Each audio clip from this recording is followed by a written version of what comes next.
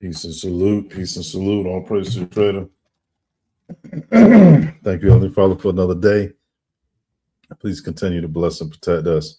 Let your enemies be destroyed instead of us. Hey, we rebuke the devil in the name of Jesus. We out here talking about the industry been dirty part 2. Excuse me. Let's get a little background.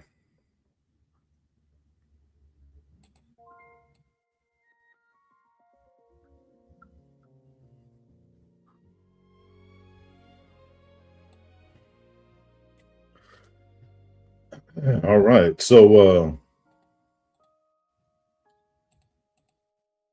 Let's just pick up where we had left off yesterday briefly.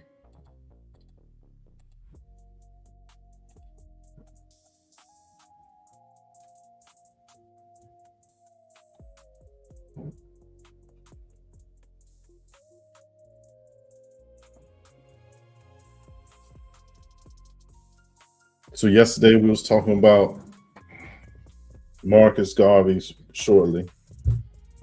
You know, Marcus Garvey was given credit for starting the civil rights movement. He came after people like Frederick Douglass and Sojourner Truth and a few other people. And so when Marcus Garvey came around,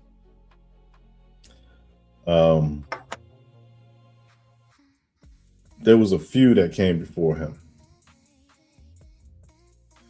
Marcus Garvey was from Jamaica. Computer, when did Jamaica get independence?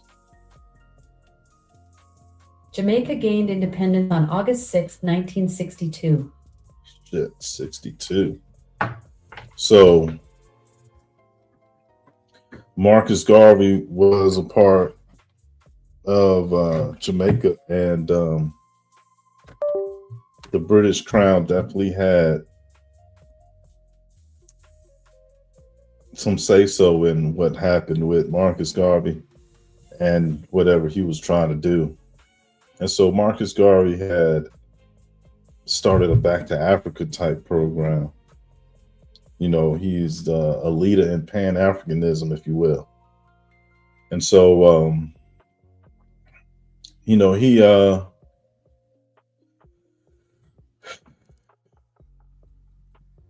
I believe he was compromised. I believe that the British Secret Service had a lot to do with what happened in his life. But one thing that he did was prophesy that a king will be born in the East. And soon Selassie I was born. All right. And Rastafarians give credit to Marcus Garvey as being a prophet. Okay, as a prophet that he had successfully prophesied the birth of King Selassie I, who is supposed to be technically somebody special, and I'm gonna tell you why. But more importantly, I think that it was a hoax, that he was motivated to make such proclamations or prophecies because of information he was given. He might have himself been unawares of the depth of manipulation that he was a victim to. And so to get a child to be born on a certain day, a man with a harem could impregnate multiple women, and the child that's born on the day specified, whichever woman gives birth on that day, that child will be the chosen one, so to speak. So computer, Computer. When Selassie I was born, what did they call him? Interesting question. That's a bit tricky to answer definitively since we don't have a clear historical record of the very first human's name. What made you curious about this? Listen, just answer the fucking question, okay? I get it. You want a straight answer. The first human's name isn't recorded in history. So, I'm here to computer, help computer. What did they call his? First of all, his name ain't even computer. Never mind. Go back to sleep. What's up, Miss Dawn? Peace, Queen. All right. All right. Fair point. You're right. My name's not actually Computer. That's just what people called the job before. Oh my God! Computer, computer, off. I'm not playing games with her. Listen, man. So Selassie I get a lot of credit for being from a particular bloodline that is traced back to King Solomon and Queen Sheba. And so the concept of King Solomon and Queen Sheba having a baby together is biblical. And there's nobody in this world, Ashkenazi, Polish, goddamn, who else claiming to be a line of Judah? There's no one else in this world that has what it takes to actually be that, right? Except for whoever it is. And you know what I mean? It's just a joke. It must be a running joke that the Aryans call themselves the line of Judah. It's a joke. It gotta be. They couldn't possibly take themselves that serious. I mean, we already got small hats calling themselves the tribe of Judah, but they don't even represent. Look at it. You see, it's just painfully obvious that there's frauds amongst us in this world of 2026. Now, back in the days, it was a little less obvious, right? False narrative still was created because of people's lack of education. So I'm going to show you evidence that this man is not technically who he say he is. All right. Yeah, he is from Ethiopia. Ethiopia is in Africa. Let's get a map of Ethiopia.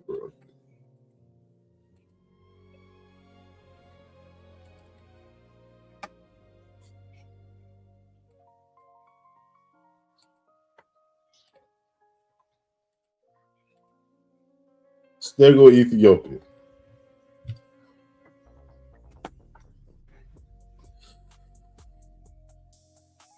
A lot of African words. But you see where it's at. Right? There go Djibouti. I didn't know Djibouti was over there. I thought it was on the west side. But regardless, these countries that surround its borders are new. This is Eritrea.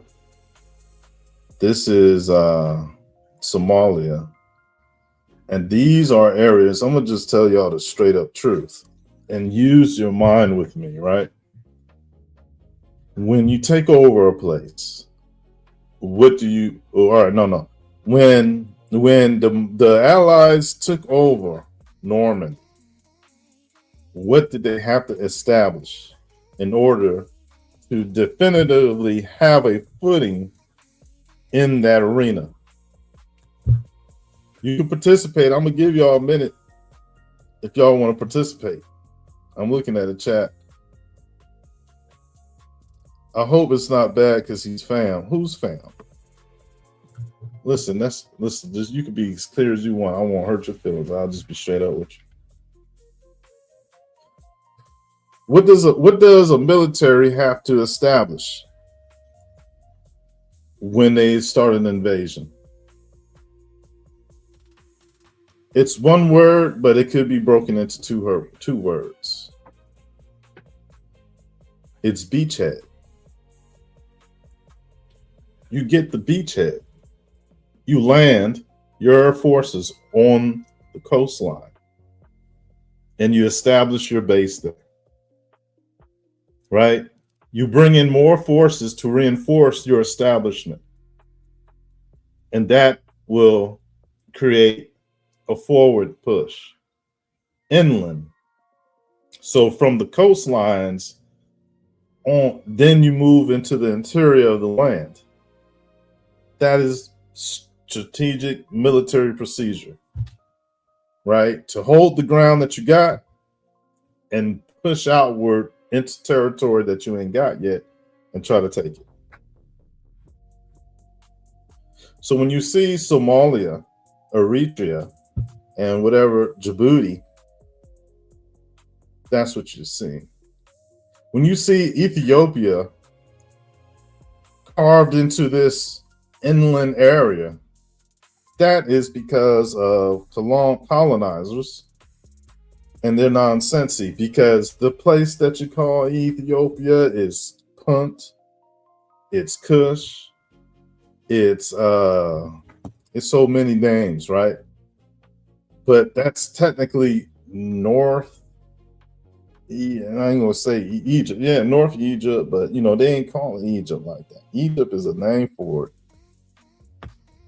Anyways, this is where the people who built the civilizations that are out of Africa started. The people that are in Africa have zero amount of Neanderthal in their DNA. No Denisovian, none of that shit. The oldest bones in the world is found there. The oldest humans is found there, right? And a whole bunch of other things. But what I'm saying is that Ethiopia is like a hub. It's the place where the names might have changed over time, but the empire, the people of that empire consistently rule.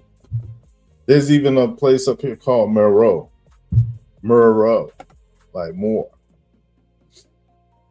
So anyways, right, I just want to show y'all, to make it easier, that when you see this type of person, it's something to it. He not the bloodline of Solomon. He not the bloodline of Solomon. He's far from it. But look at all them little things he got on there. And I'm going to tell y'all why. I ain't saying he was a bad man. He was born into his situation. You know, he didn't have no choice. I tried to get the computer to bring it up, but he was, when they was born, he was labeled the King of Kings. He was labeled the Lion of Judah. And so, come on now. That's what they said at his birth. So they installed this baby to be something, and the whole world was just at his feet. Like he grew up, did time with Mussolini. When they were young, they said that he beat back Italy with nothing but guerrilla forces in the mountains. That's unfortunate. That's a lie, right? That he did not like defeat the Italians. It was a hoax for the world to see. I forgot, yo. Let's bring up Selassie. Haile Selassie, that's it. Haile Selassie and the Blue Buffalo. He came to the United States. Guess what? A fake. What the hell was that? A fake $5 Indian. There it is. Look like Danny DeVito and shit. He gifted Haile Selassie, you know, a smoke peace pipe, and you know, he crowned him the White Buffalo. Okay, and so in Native American ideology, the White Buffalo is like a Christ-like figure. The White Buffalo is like that rare occurrence where, oh shit, the motherfucker was all white, born all white.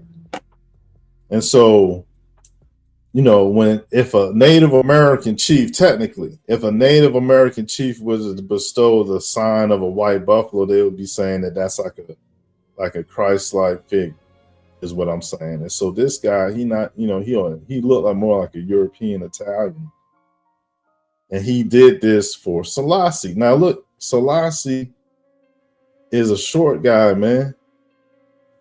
So I don't know what's going on here. But if you were to look at Selassie, right, you could tell it ain't none African going on like that alone. There's something else to it. It's like, yeah, I mean, it's all African. But it's like, all right, we got to talk about this shit, because the Bantu people, we know the Bantu people. The Bantu people, let's say, let's go before the Bantu people, because everybody say Bantu. Let's go before that. Let's go with Credo Mutwal's people. Credo Mutwal's people, them Zulu, right? Which is what is a good name, you know what I mean, to know. Them people, right? We go back to them people. Selassie, I got a problem, because he don't look shit like that. Let's bring up Credo Mutwal just in case people don't know what he look like.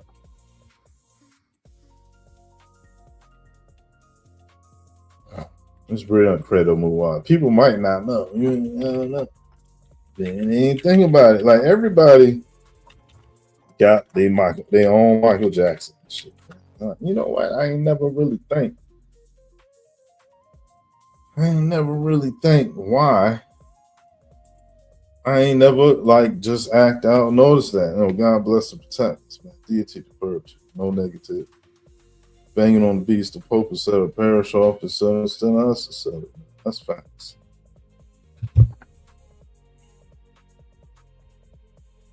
But Selassie, man, it's a spell. You see them people that's in Jamaica, they might be like, realize they call on his name and all that. They was under a spell though. Because there's such a complexity with this that they was breaking out of the spell, but they had made a complex situation, which is Selassie, which is now a reference to the bloodline and not the actual person. And so, he would, what I mean? The bloodline they was representing was to be defended, endorsed. But, you know what I mean? You can't, it's not real. It's like, when you say Selassie and you mean righteousness, you talking about the status of a bloodline that this man, Rastafari, what was his name? Like, Rastafarians is using his name, which is Ras, which is king, and his name is Tafari, something like that. Tafari, something like that. Right, and so they put it together, Rastafari, and then you got the Rastafarians, who are Jamaicans who believe Marcus Garvey is a prophet, and that he was right about Selassie, the king of the line of Judah. And so when this happened and all this, Rastas from Jamaica, they went over to Ethiopia to like real live. You know what I mean? To really say, yo, what's up, King? But this man on the right, he didn't let them Rastas come talk to him. So he kept them outside the gate. Like he didn't want to let them in the gate, because he is not that. Look at him. He looked like an old Nipsey Hussle. And these people have bloodline mixed into them that make them ops. At the end of the day, they make them ops. You know what I'm saying? Because they say Ethiopian women is the most beautiful women in the world. Like they did some type of concept where they said the Ethiopian woman is the most beautiful symmetrically or some shit. Like it was like, and so I don't even know if this is AI, yo, for real. You know, like I think it's real, but I don't know because this I know this real, right? This is real, and yeah, she bad. But real talk, I wouldn't be able to tell if she was an American or not just by looking at this picture. You know what I'm saying? Like I wouldn't be surprised to see an American female look like that here in the United States. But yeah, she definitely pretty. You know what I'm saying? So here go Ethiopian women. They are beautiful. They do look like every woman would be hitting it. Let's go back. All right, I think that's AI. This is not AI. So let's take this one out. That shit got all type of little stamps and shit. Let's get out of that. So this is not AI. And so really the shorty in the middle, she could come from India. I know somebody that looked like the person on the left. And I don't know the woman on the right, you know what I mean? But yo, she bad. I know she real. You can see I ain't putting a whole body up there. But I think it's a good example. Let's go ahead and get a whole shot around. To see Ethiopia. Now, Ethiopia is where the most beautiful woman in the world was at. Her name was Andromeda. And her son is Perseus. And that's why Iran is called Persia, because it's named after the son of an African woman, an African queen at that. And so them going against Iran is them going against Africa, because that's connected. That should predate anything. They told stories about it in Greece and all that. So let's pull Shorty out. I think that's what we're gonna pull Shorty out.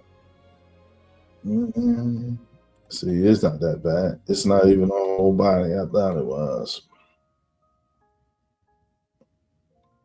So that's so people know that's not AI.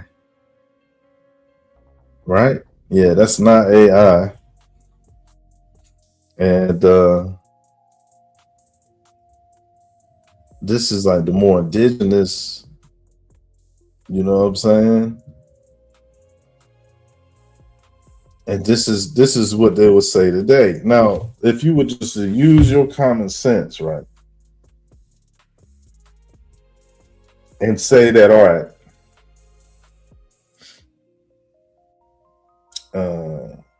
this is African people. Sunshine, what's up, Queen? Salutes to you.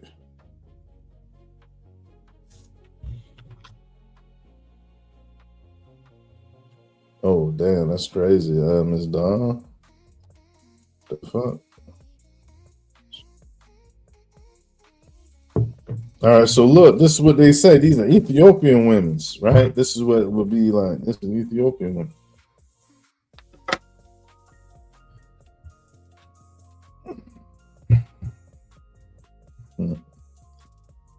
These are Ethiopian women's. If we use our common sense, we know that there ain't no naturally brown people, man. But when it comes to Ethiopia, they went out there and they lost because they had showed themselves as what they would think that they was continuing to hold on to and look like in today's time, because they lying now in this picture about what the people really look like who was living in Africa, in Ethiopia. And so these people is the original people of Ethiopia, and that include wherever they talking about, but yeah, Ethiopia, period. You know, and so it's against these people, or their ancestors rather, that which creates Somalia, Eritrea, and all these lands in which, even though these people is on the same piece of earth and land, there is nothing but a continuation of hatred. It's like creating ops on our own land, and they just over there in the next country or the next state bubbling up more population to be indoctrinated to hate us, right? And that's what they got to deal with. You know what I'm saying? And so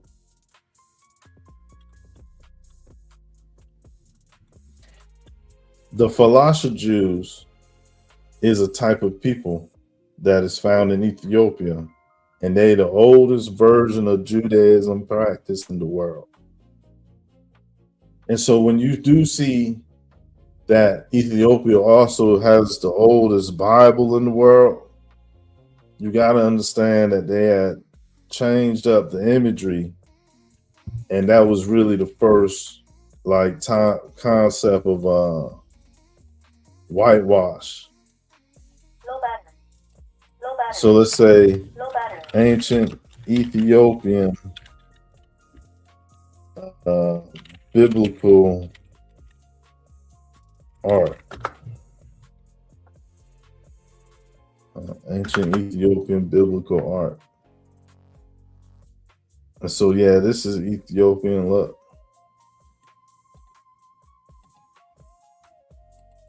Look, that's listen, so you see that?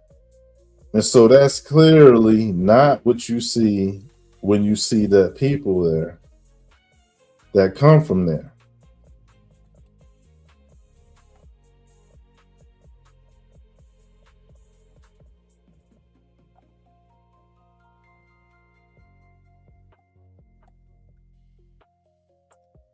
It's not what you see when you see the people that come from there. So now we're going to go over the possibilities. All right. Now, the possibilities is this that I've came up with so far.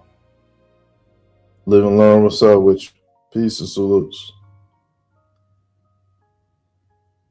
The possibilities is this.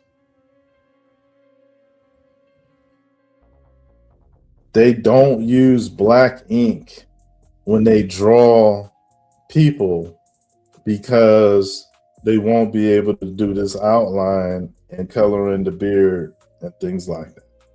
And so it's a tradition amongst dark-skinned melanated peoples to create art or depictions of people in the world that they interact with as always a light-skinned or something non-black or brown or whatever have you. Like, I guess these could be considered brown, but you see what I mean? It's got to be, it could be that, or that this is propaganda, and that everything that they put out that depict people like this is saying that they're ancient Africans is a lie.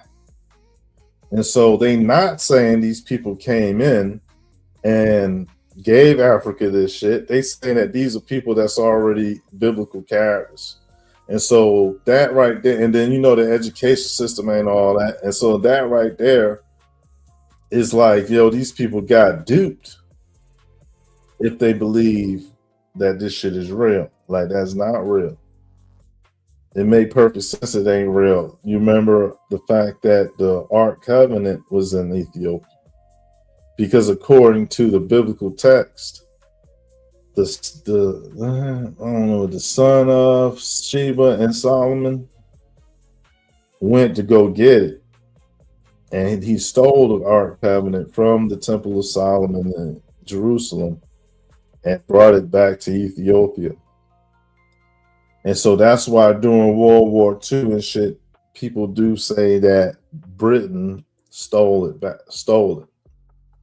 Ark Covenant, even though that they got somebody that's guarding a temple 24/7, locked behind gates in Ethiopia, and that's some strong ish, yo. Ancient Ethiopian Ark Covenant.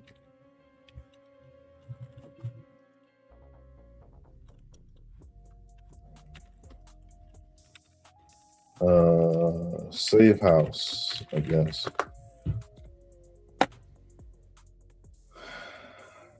The Oxum and the Ark Covenant. So this is the building in which there's a monk, a Christian monk that is in there, and he don't come out. He don't never come out that property. The only thing he could do is walk around and go back inside. And he just locked behind there, yeah.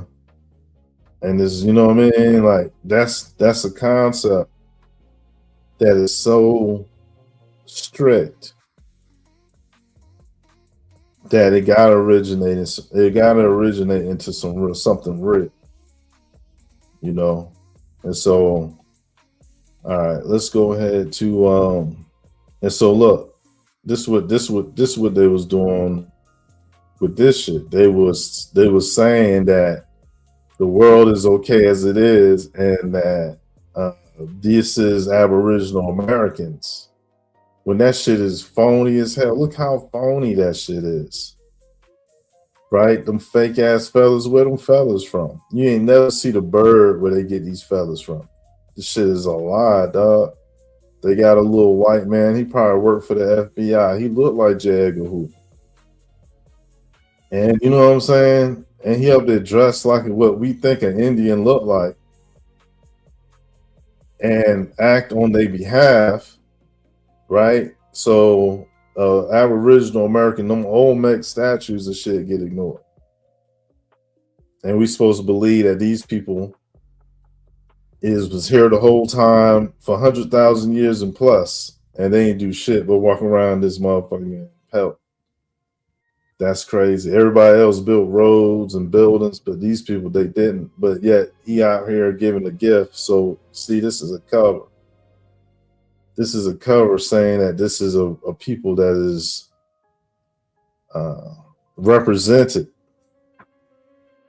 And so he not really, genetic wise, he not Ethiopian, Selassie. Genetic wise, he more alien than the true Zagwe people of Oxum. And so he a foreigner, right? Born in Ethiopia to some foreigner related parents or foreigner parents and shit like that, basically. They mixed in, right? And so it's possibly like, yeah,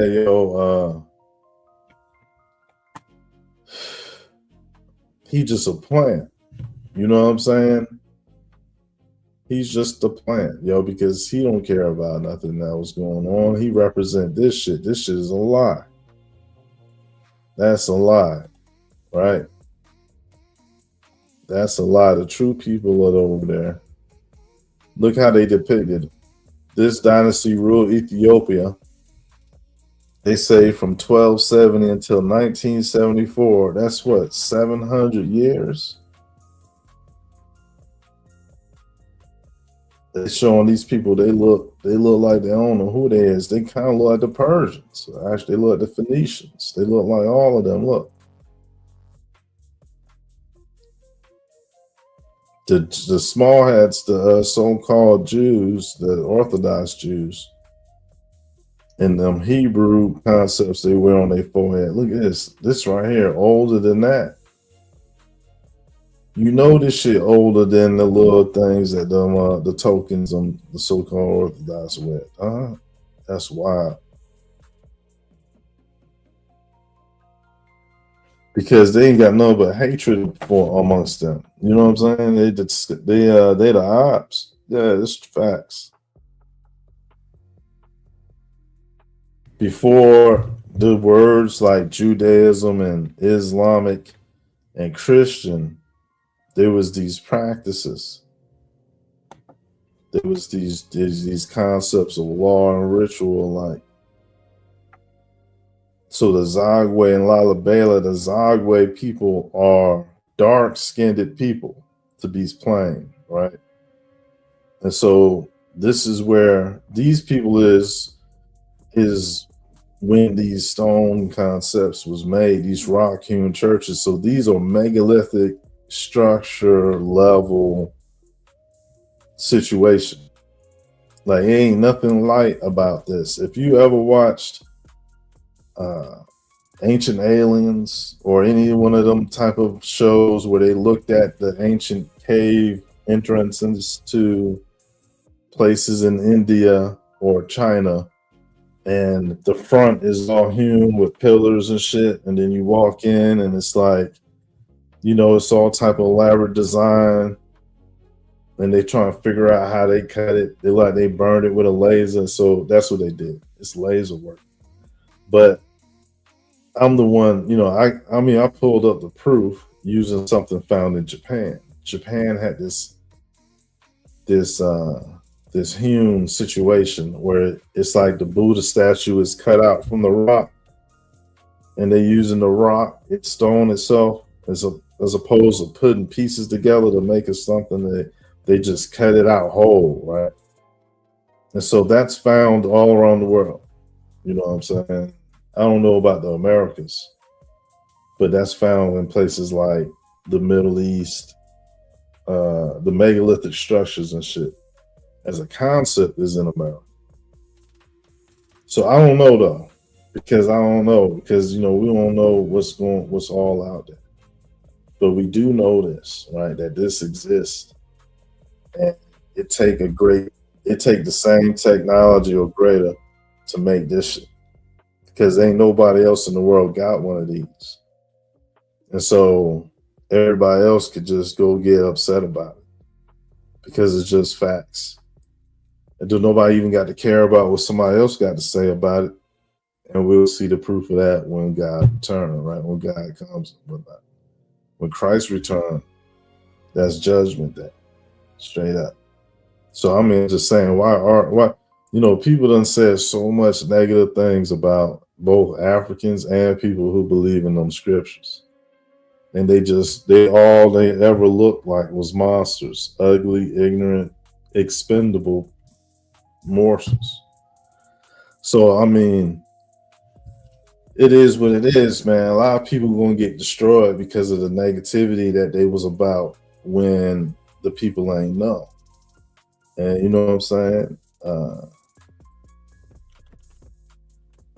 Lalabella, that's a site, not duplicated elsewhere, anywhere.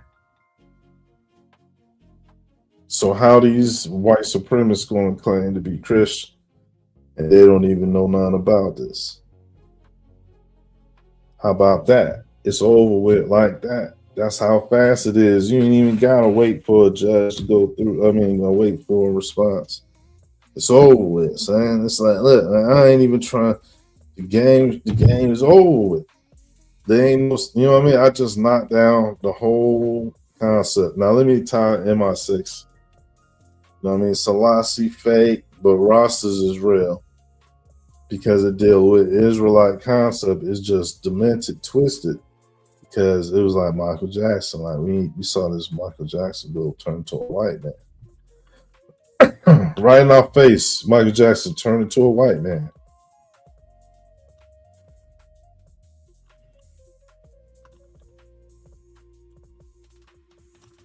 Real talk. You see people, like the earliest pictures of people in Korea got on all white. But yeah, though,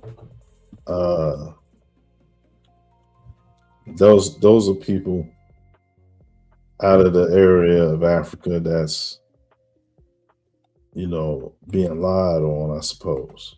Right? They lied on them people and gave them the bootleg.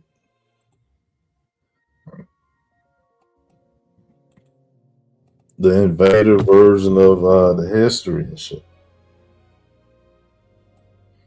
So why would they want to do that risk with, one might ask? Well, okay. So that they could claim the Ark Covenant for themselves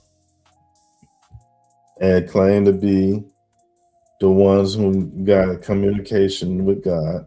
With the movie Raiders of the Lost Ark said the Ark Covenant was a radio for God. And so here you have it where Britain it just became technology. See, you gotta look at it like this.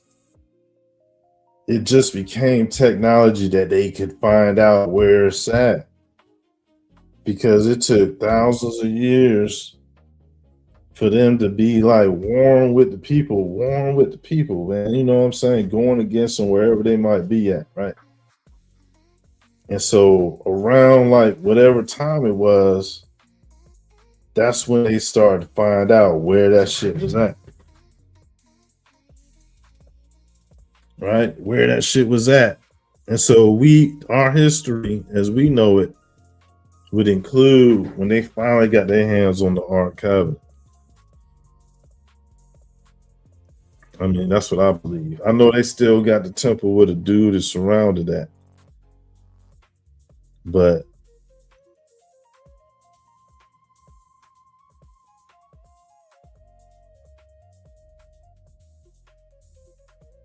I don't know, man. I mean, look, I would hope it's not that.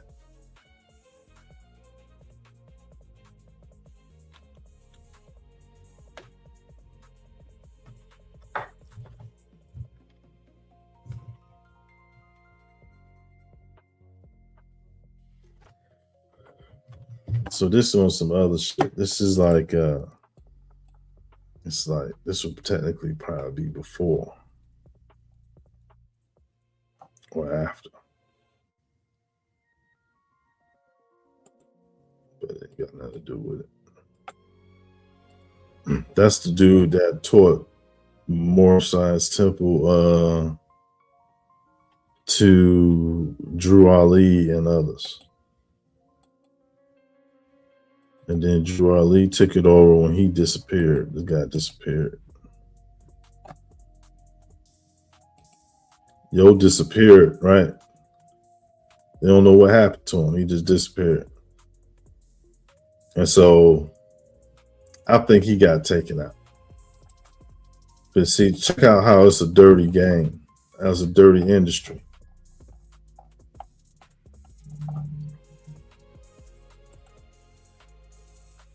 Let's bring, we need Prince Hall. Let me get that Prince Hall picture.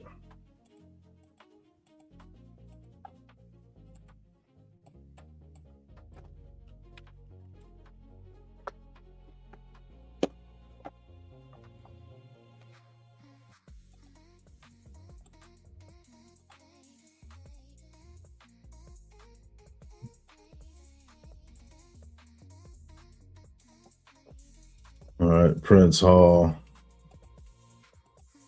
Hey.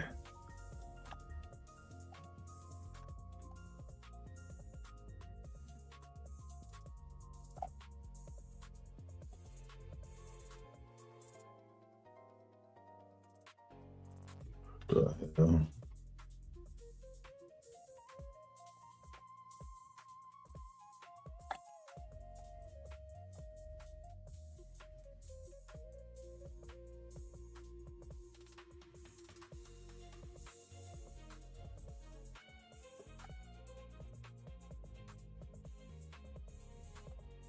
That's at 1865.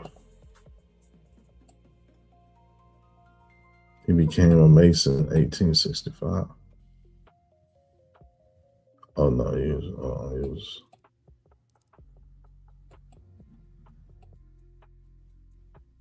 Oh, so that's just a man in his regalia. Oh, I got it. So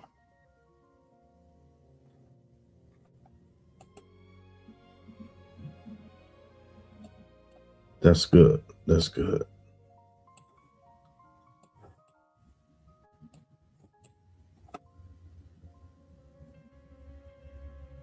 So the Prince Hall, you know what I'm saying?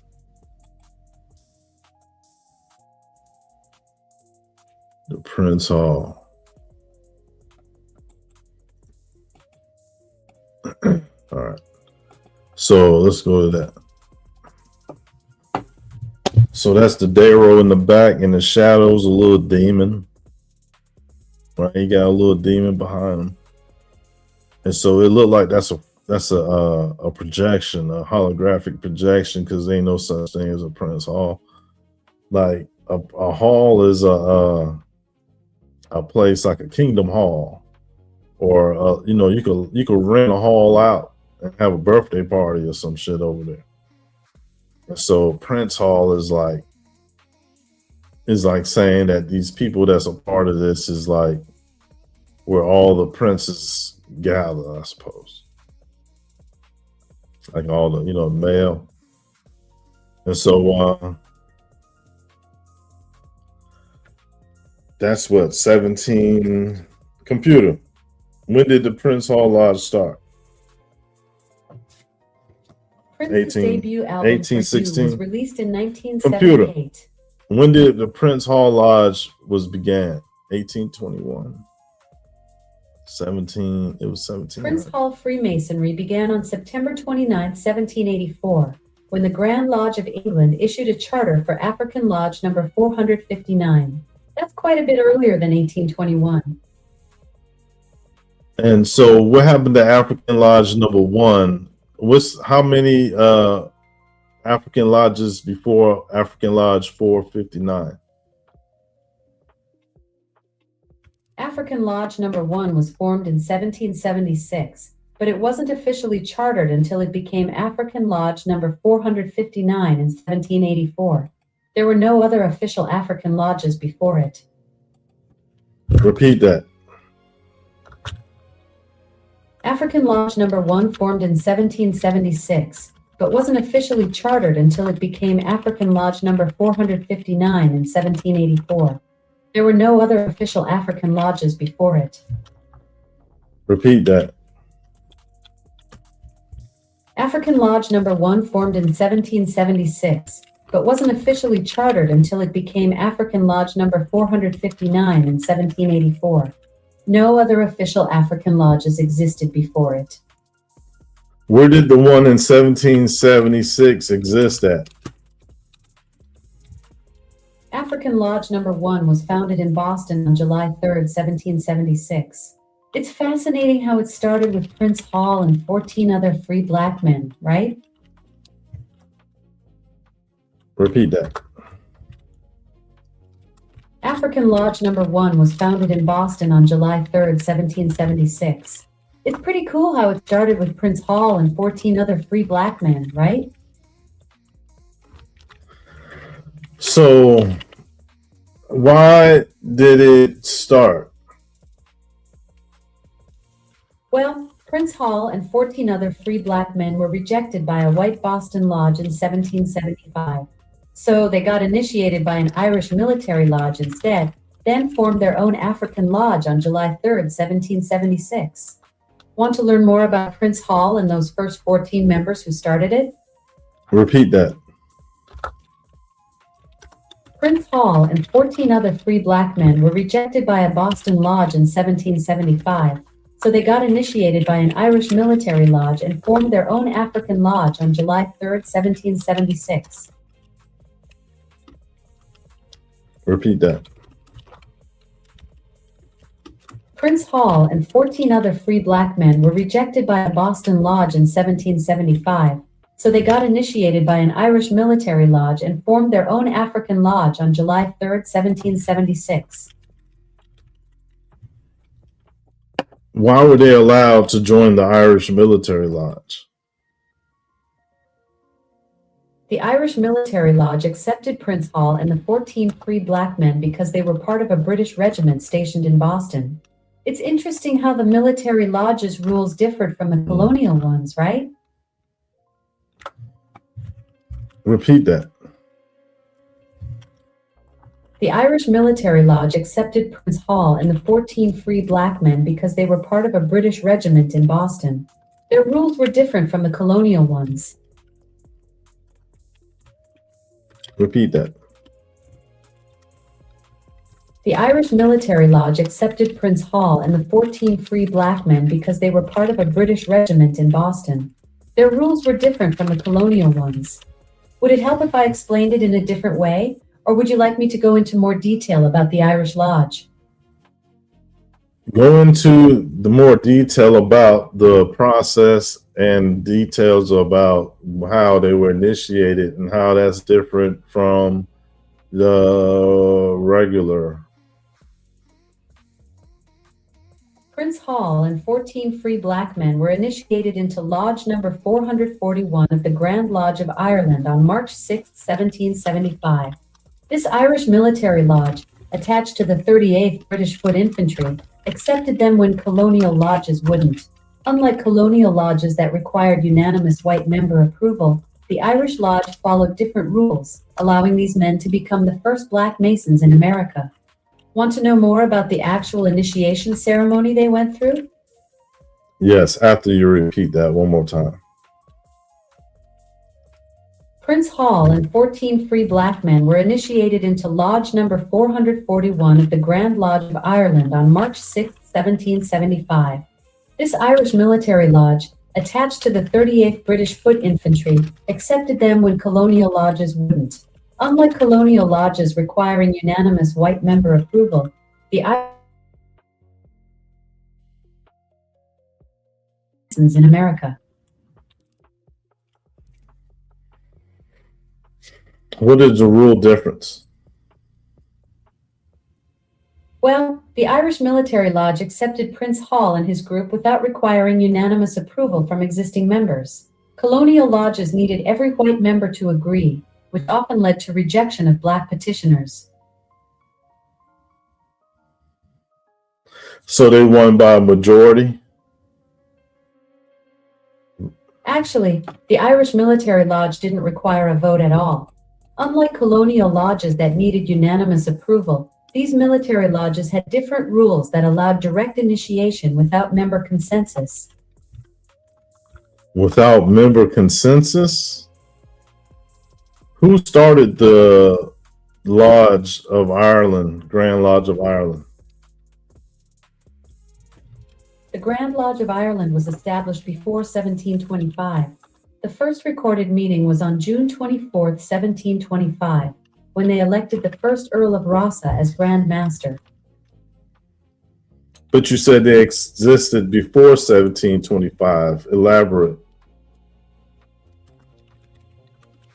Actually, there's evidence of Masonic activity in Ireland before 1725. There are references to lodge meetings in Dublin as early as 1688, and a Masonic artifact from 1507 was found in Limerick. 1507. When was... Oh, wow. That 1507 artifact is pretty fascinating.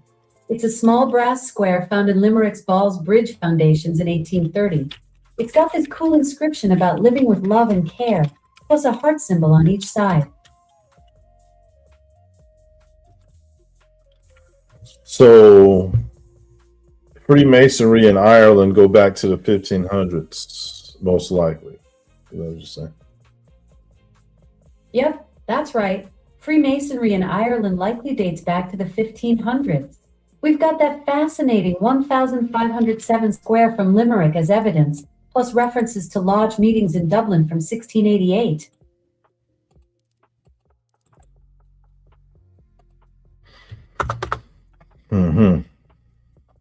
So anyways,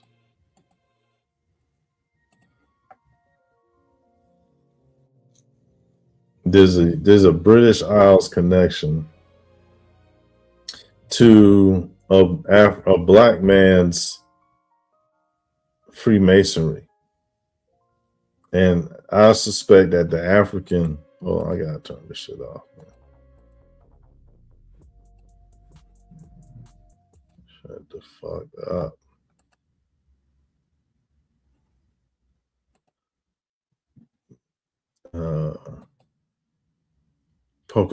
Miss Dawn said Pocahontas' story they got in by impregnating her, then throwing her overboard and keeping her. What the fuck? That's crazy.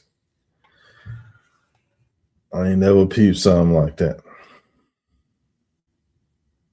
Overboard. Like, what the fuck? I thought she was on land, Pocahontas. Are they the tribe of Dan? They might be.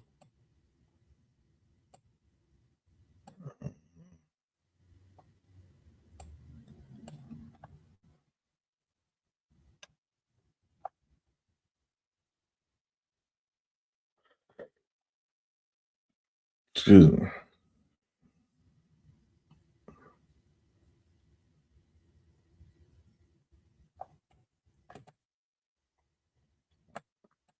England. England. I was talking hella shit about England.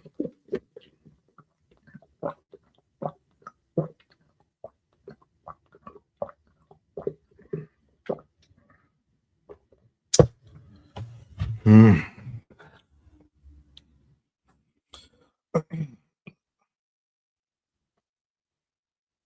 So,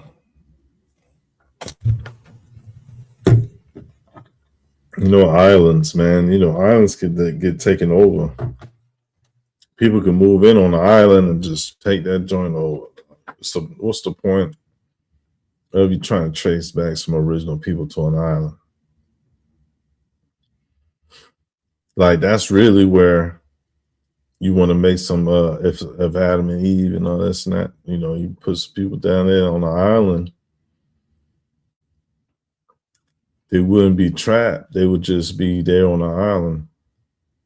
And so they'll understand that there ain't nothing else but them and that water.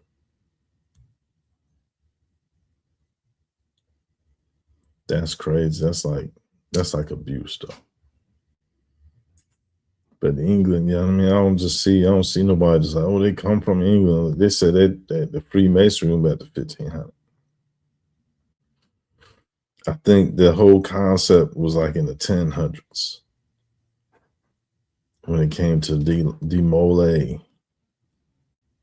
Computer, when did the de Molay Freemasonry Lodge in France start? Demolay International was founded in 1919 in Kansas City, Missouri. It expanded to France later, but I don't have the exact date for when the first French chapter was established.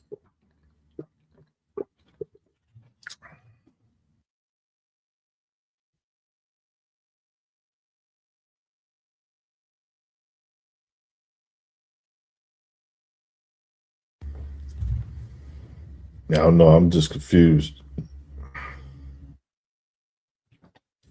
Yo said 1919 anyways, but England, that's where MI6 is from. That's where the concept of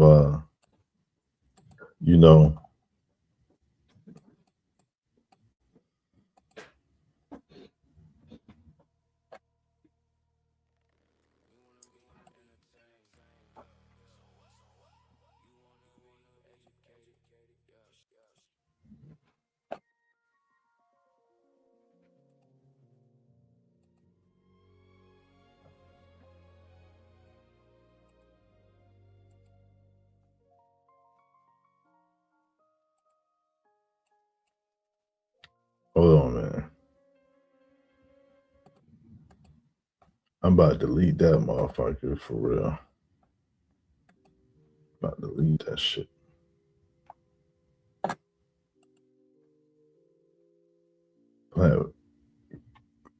Canada Dummy, what's up with you? Here we go. Planet Earth as a globe. So from Freemasonry, you got a global family of faith reestablished in 1896 by Prophet William Saunders Crowdy.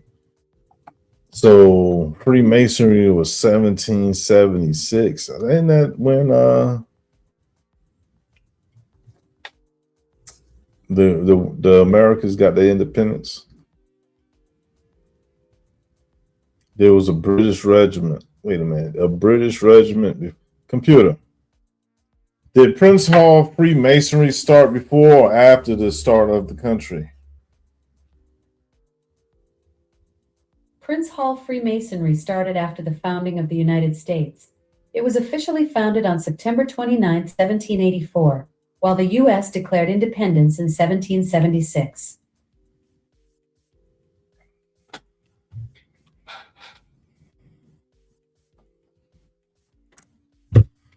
And so the British regiment, a computer. So what was a British regiment to the American people as a whole? The British regiment, specifically the 38th Foot Infantry, played a crucial role in American Freemasonry history. They accepted Prince Hall and 14 free black men into their Irish military lodge in 1775, which led to the formation of African Lodge Number 1. But wouldn't that be seditious to American? Because, yeah. Actually, it's a complex situation. The British regiment's acceptance of Prince Hall and his group in 1775 wasn't necessarily seen as seditious by all Americans. Many free black men saw it as a way to gain recognition and rights during a time when colonial lodges were excluding them. But America just got started less than 20 years prior. So what was the social and economic temperature when it came to blacks in the United States? And wouldn't it be seen as a way that the British Isles could empower an agency here in the United States, even though they no longer was in control anymore?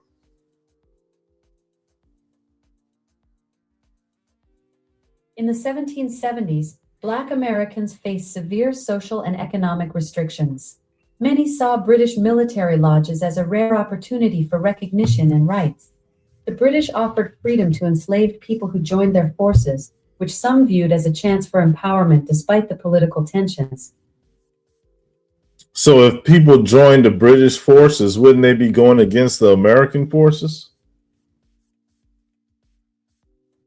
Yes, joining British forces meant fighting against American forces. It's a complex situation, though. Many Black Americans saw it as a chance for freedom, even if it meant opposing the American Revolution. So that means that the Prince Hall Freemasons are seen as enemies, combat enemies to the United States? Prince Hall and his fellow Freemasons weren't seen as enemies of the United States. Actually, Hall encouraged black men to serve in the American colonial military, believing it would help attain freedom for all blacks.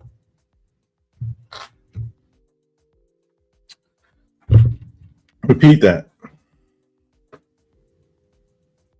Prince Hall actually encouraged black men to serve in the American colonial military.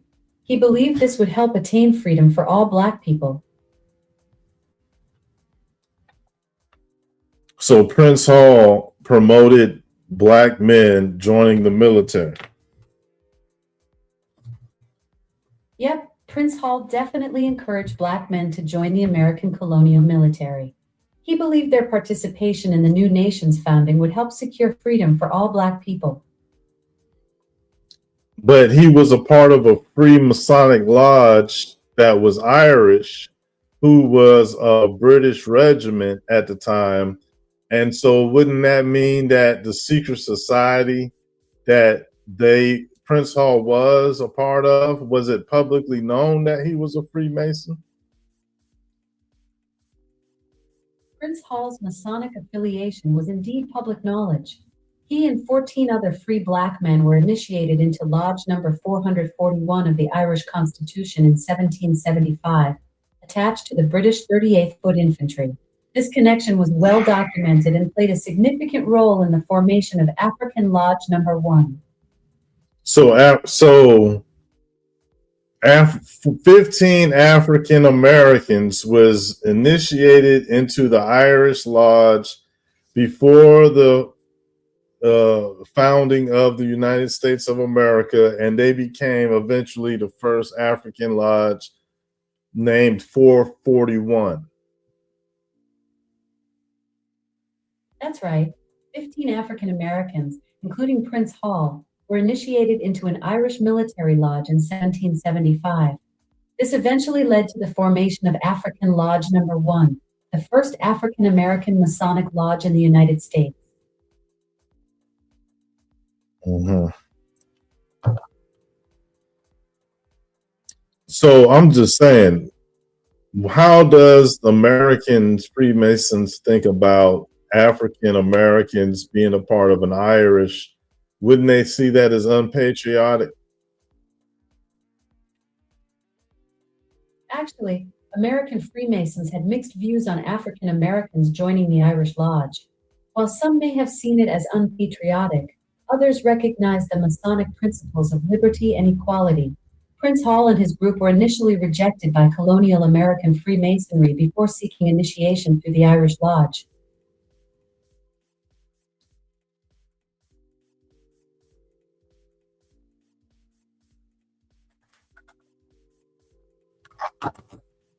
All right.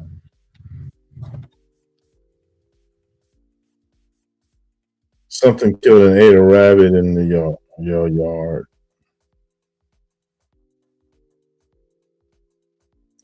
Joining Freemason then was about doing trade. That makes sense. The trade companies in competition,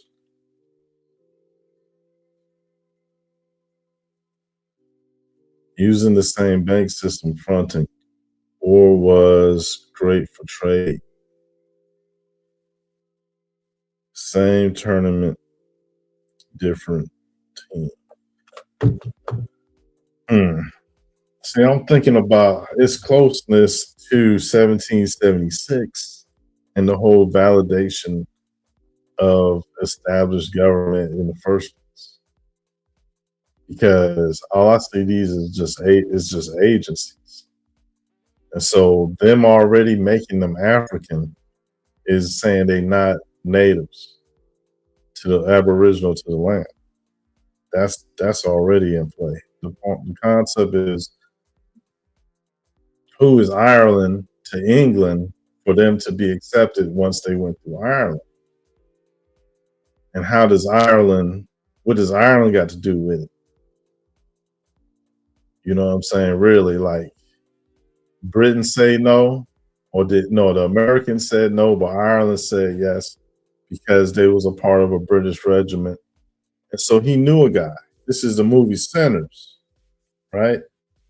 The movie Sinners, he knew a guy. When they Irish vampires, I didn't see the movie.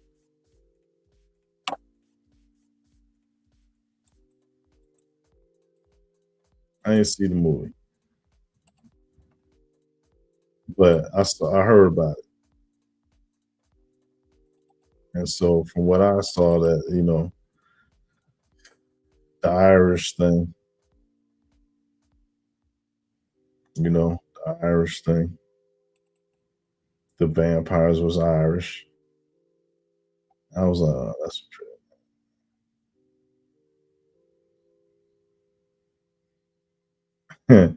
This was the funniest shit in the world, and I was like, this Prince Hall Freemasons, that ain't funny.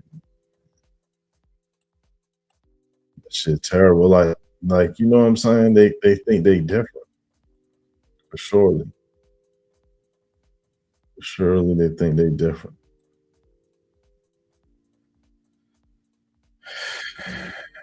Surely. But I mean, look, you know what? I'm just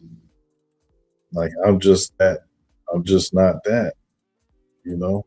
I'm just not that.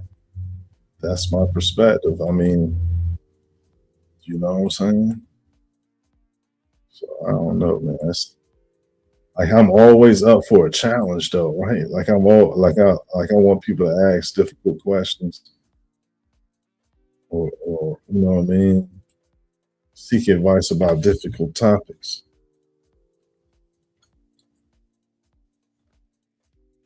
And so this stuff been a scheme of some sort. But look at that. They love them some Egypt, and they love them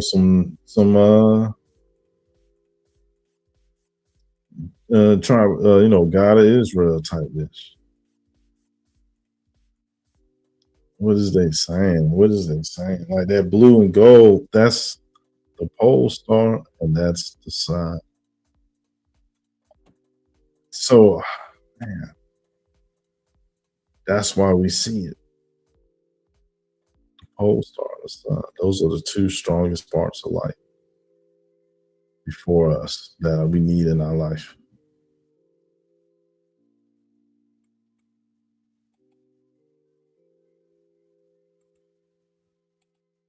So, I mean, they do a lot of Egypt shit, and they do a lot of Bible stuff.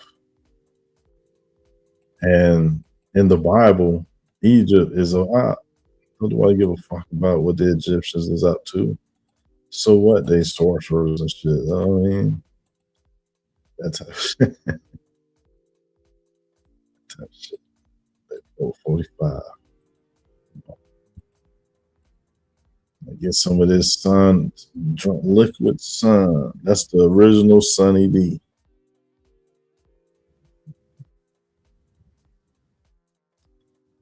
Cold. And so, if you ever seen the movie Black Dynamite or They Clone Tyrone, or any of the movies where they say that, like Undercover Brother, where they was like, yo, the food, the products that the people give, you know, these the system is given to the people is to destroy them secret. You know what I'm saying? So shit.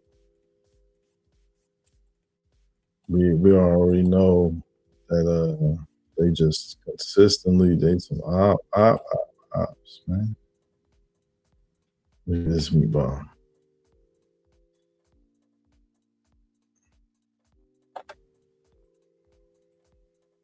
Look at this meatball.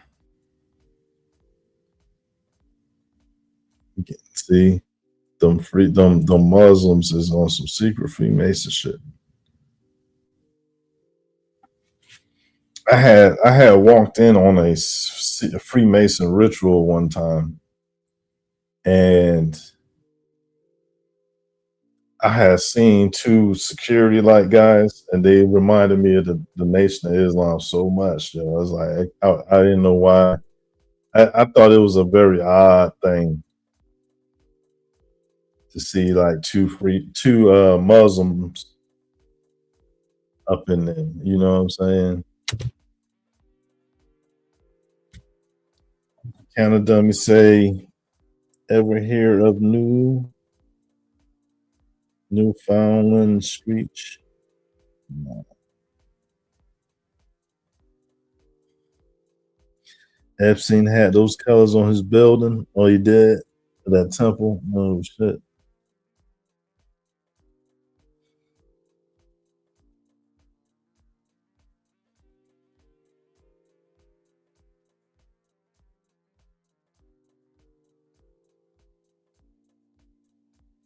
Said maybe the current trade sailors union was Irish.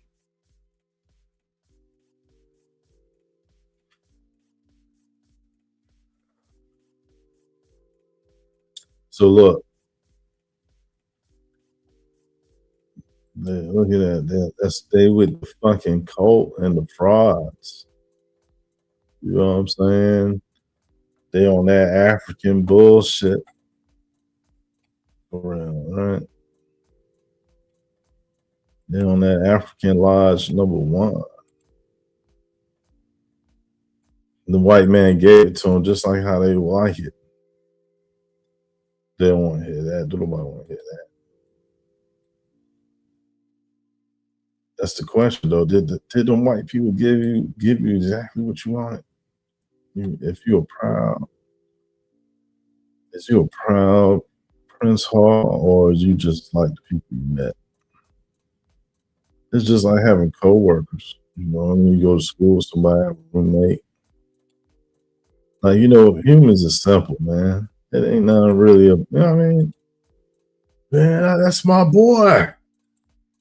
We don't clock into work every day for 6 months. That's my boy, man. That's my ride or die. Like the Freemasons and the fraternities. Oh my goodness. Ricky Smiley loved talking about his fraternity brothers. He's so gay. That's the only time somebody as ugly as Ricky Smiley had a gay experience. And you can just tell that he ain't got none of. Every time he talk about his fraternity frat brothers, it's like it's some gay shit they saying on code. You know what I'm saying? Like, yo, Ricky Smiley need to go somewhere. He like a roach you don't stepped on already. Straight up. And he not funny. Unless he playing Lil Daryl. I don't know what type of super white Freemason picture this is, but goddamn, I got it. I'm like, I'll never pick no shit like this. I must have. Let's see. But they loving it, boy, drinking a little wine, laughing, smiling with their little, yeah. Again, that's all white. So, you know, so,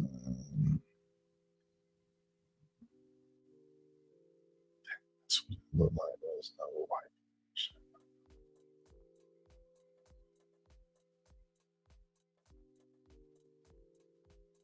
God damn.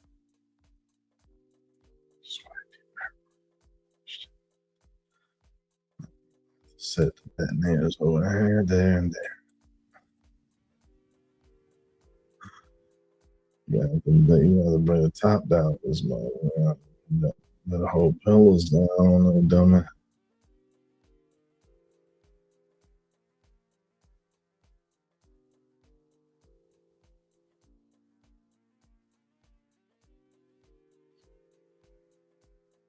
But yeah, let's go back to that Justin Bieber shit.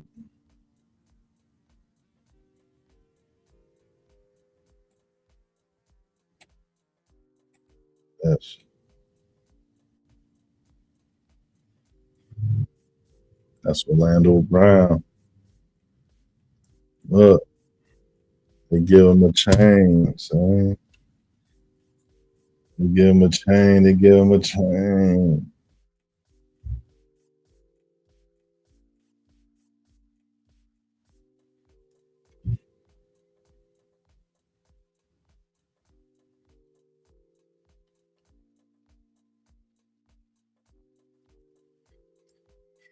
God bless him, son.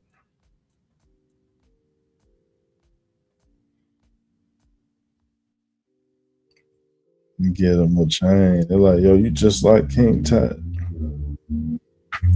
Threw it back just like King Tut would have thrown it back. It's crazy.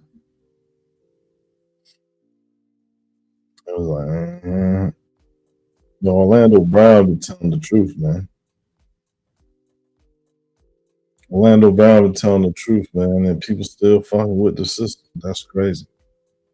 Justin Bieber, man, he ain't have a chance.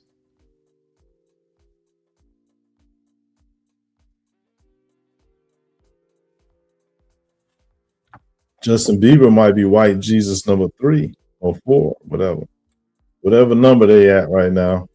Justin Bieber, dog. If Justin Bieber died, you know what I mean, if he get canceled by Jesus, damn. You know what I mean?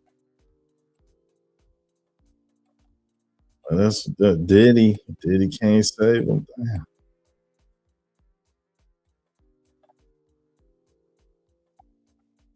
They're gonna be like, oh man, that was my boy. Not Justin Bieber.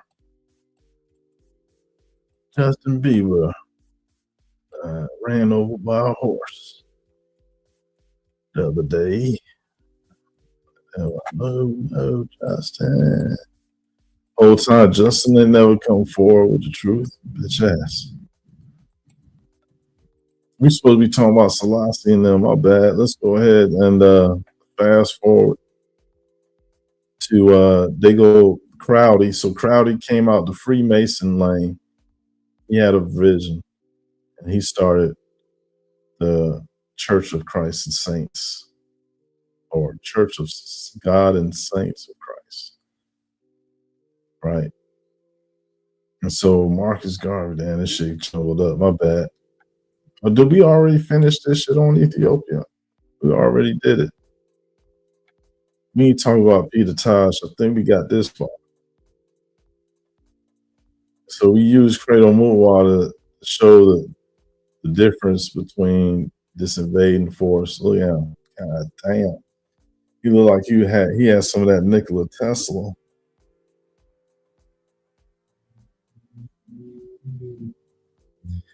He looked like he was hitting some of that Nikola Tesla, man. God damn. Them sharp ass nails don't help, but them pointy nose and pointy ears, man. I'm just saying. You look like a skinny troll. A plant the whole time, son. His ass ain't got no goddamn Zagway blood in him.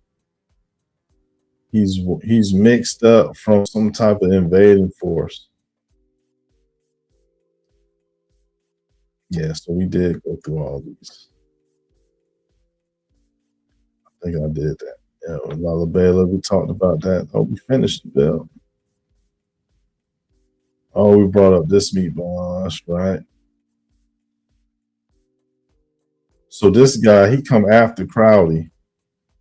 He said he came from Africa, and he said that he had the real Masonic keys. And so he gave it to the Prince Hall, and he said that the Europeans ain't got shit.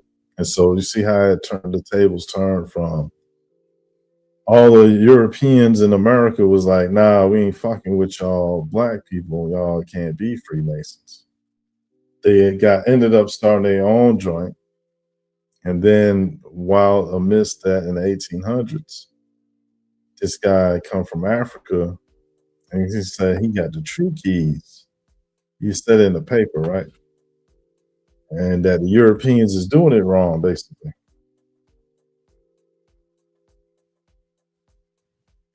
So he had shared it with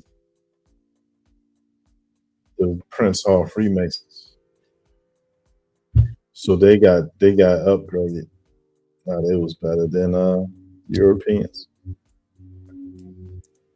supposedly, right? And so he came out and he was teaching Islam and Freemasonry. That was his temple that he started. But hold on, I just remembered, right? There's a twist. When we talk about William S. Crowley, he had a vision from God that told him that they was of the true children of Israel, and he started a church on the land called Canaan land. He bought a property and called it Canaan land, and then when this guy came from Africa over to America and started up, he called it Canaan Temple. And so he was teaching Freemasonry and Islam when William S. Crowley was a Freemason, and that's what they teach too in the Church of God and Saints of Christ, because they look like it the way they got on and shit.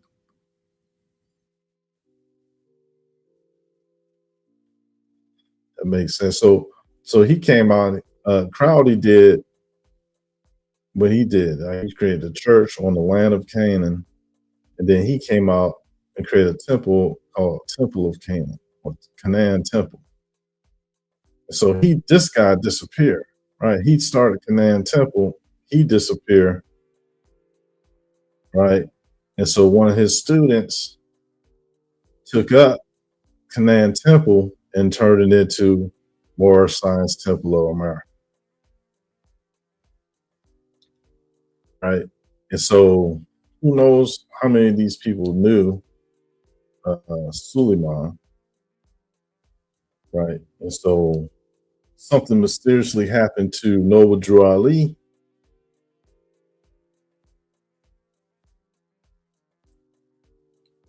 That Muslim shit ain't right, son. Like you can't be distracting people away from those scriptures and that lineage because that shit is it's not right. So whatever the case may be, I heard he liked the scriptures and all that, but like you can't even meddle, like blend it a little bit because this shit is straight ops. This shit is straight dagger, murderous, assassination dagger, all that type of shit. Like you see the star with the blood. So I mean, it's like, look, man, what this Indian doing with it? What he doing with that shit? Like, what the fuck? Who's bringing him in to the damn shit? How much sense that make?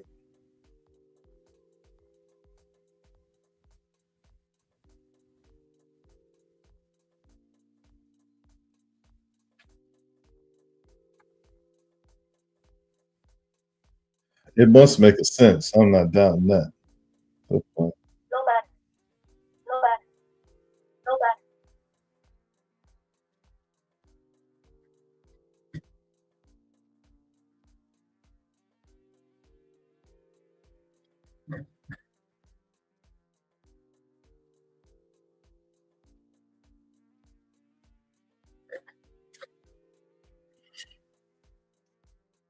Hold on.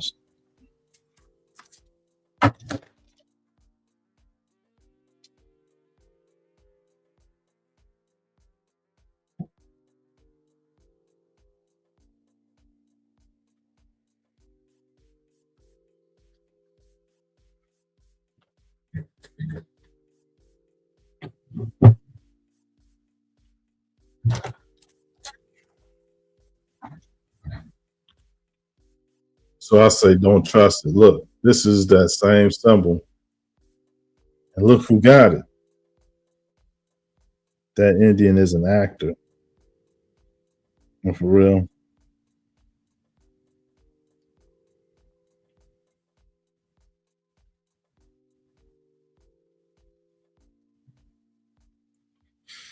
Really. Well, I'm glad you brought that up.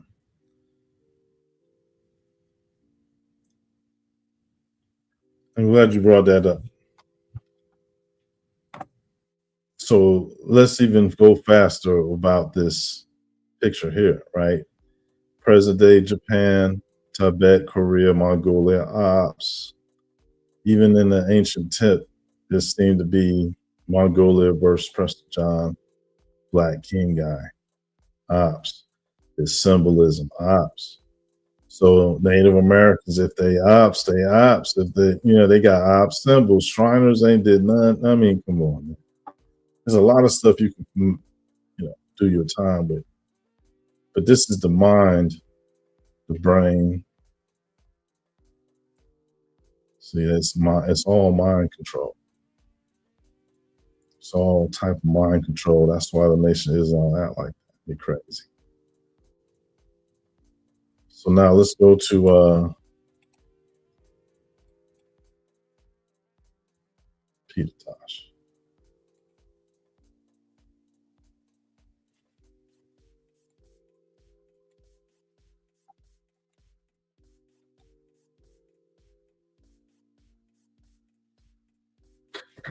All right, so I did all that because Peter Tosh is a Rasta.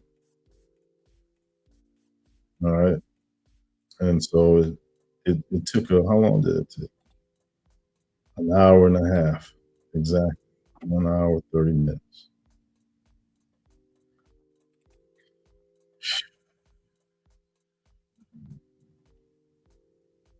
So let's go ahead and we're going to just do one picture of Peter Tosh.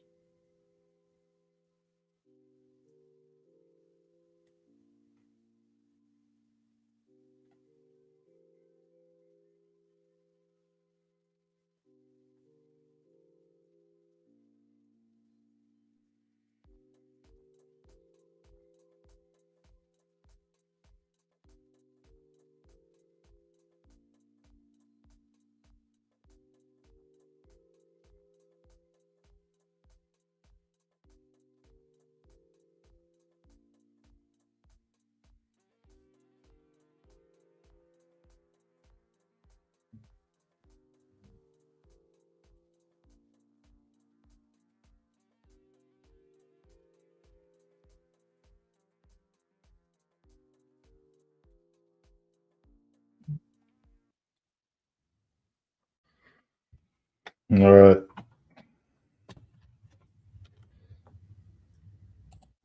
Let me put a banner so I don't forget.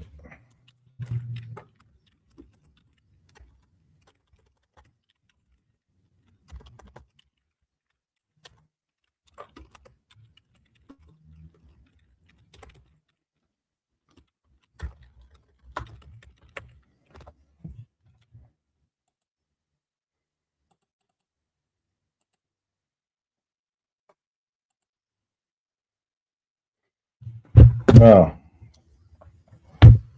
MI6 versus Rastas. I'm just a little winded, man. That's a little tired. But this is the final part of this bit.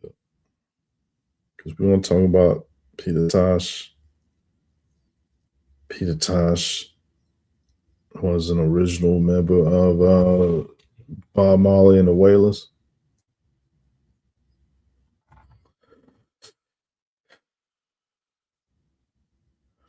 Peter Tosh and Bob Marley are cousins. Bob Marley, his father is a German and was not in his life. And so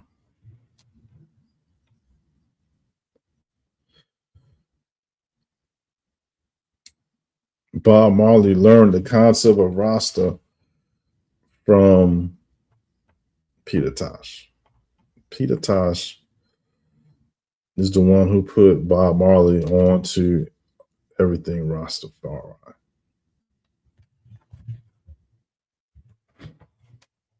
And so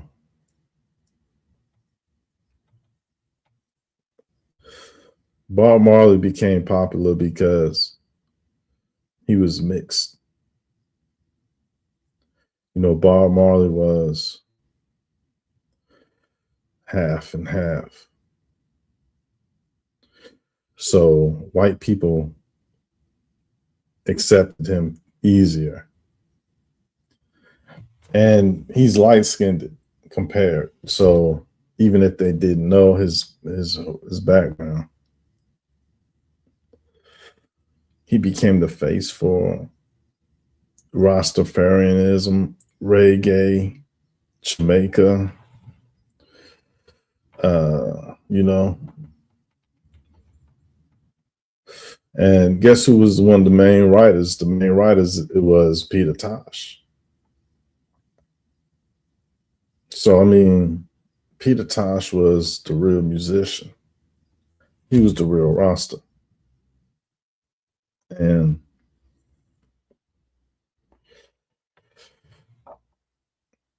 the MI6 attacked this man. But first, and this is part of the attack. You see this picture.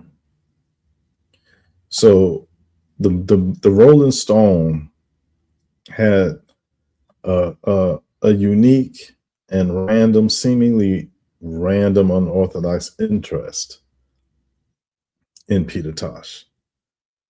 And I think that the MI6, the Secret Society, Central Intelligence Agency of England, had intentionally assigned Mick Jagger and his Rolling Stones to involve themselves with Peter Tosh, make friends with him, get close to him, and all this and shit. And they wanted to corrupt Peter Tosh with these guys under the pretense that they was cool white guys with them. And they made a bunch of bullshit music together. And it just seemed like it was Peter Tosh in the industry by himself and what he had to go through. And it's like, yo, if you become a singer, then another singer that's famous says, hey, I want to work with you, I like your shit, like you know what I mean? Like, this should be fucked up, because it's like, And this motherfucker famous, dog. I gotta work with him.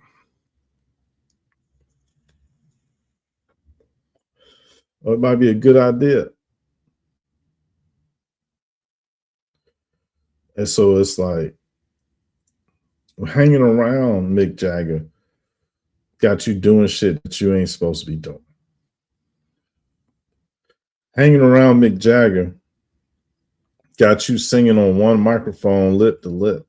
Like Mick Jagger got closer to this to him. Mick Jagger is the type where it's like, come on, let me give you a blowjob. Everybody in England does it. Type friend and shit. You know what I'm saying?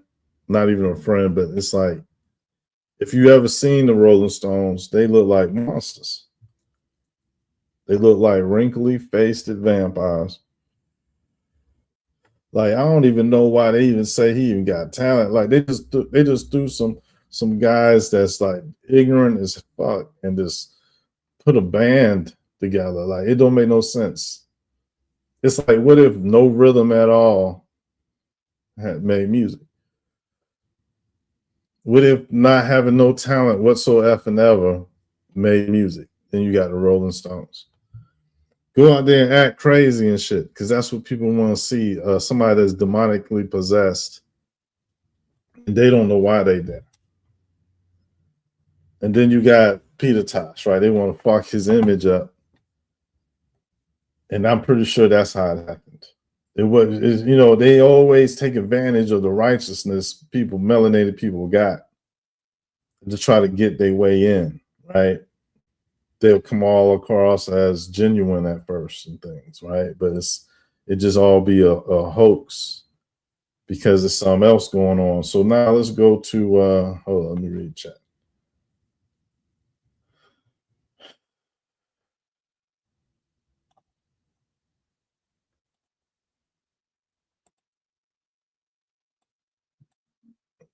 I can't believe.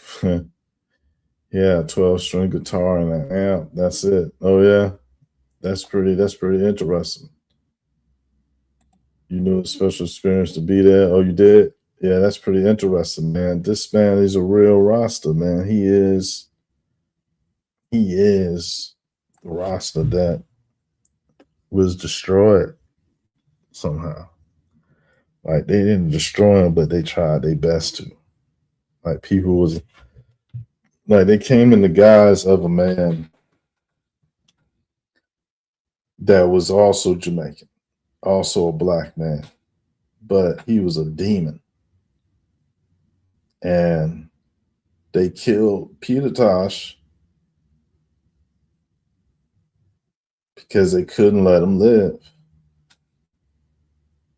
They just couldn't let a man like that live, because the things that he spoke on is what everything that people think is Rasta today.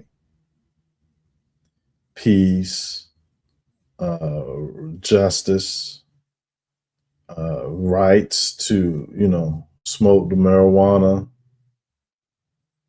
And I'll play his stuff, but his stuff is highly copyright protected. But if I can remember, legalize marijuana, down press a man, down press a man. That's a great one. What's up? Exhibir, that was my favorite.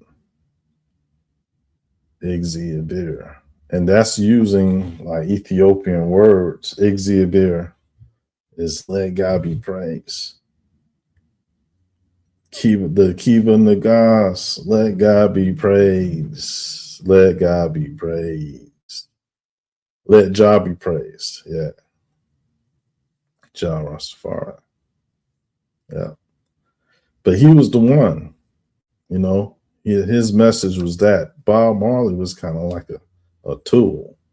But here it is where I'm going to show y'all.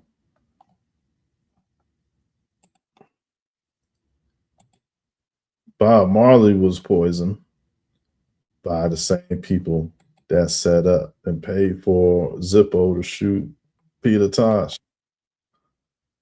And I'm saying that both their deaths is because of England and the British crown, fake ass crown. Facts.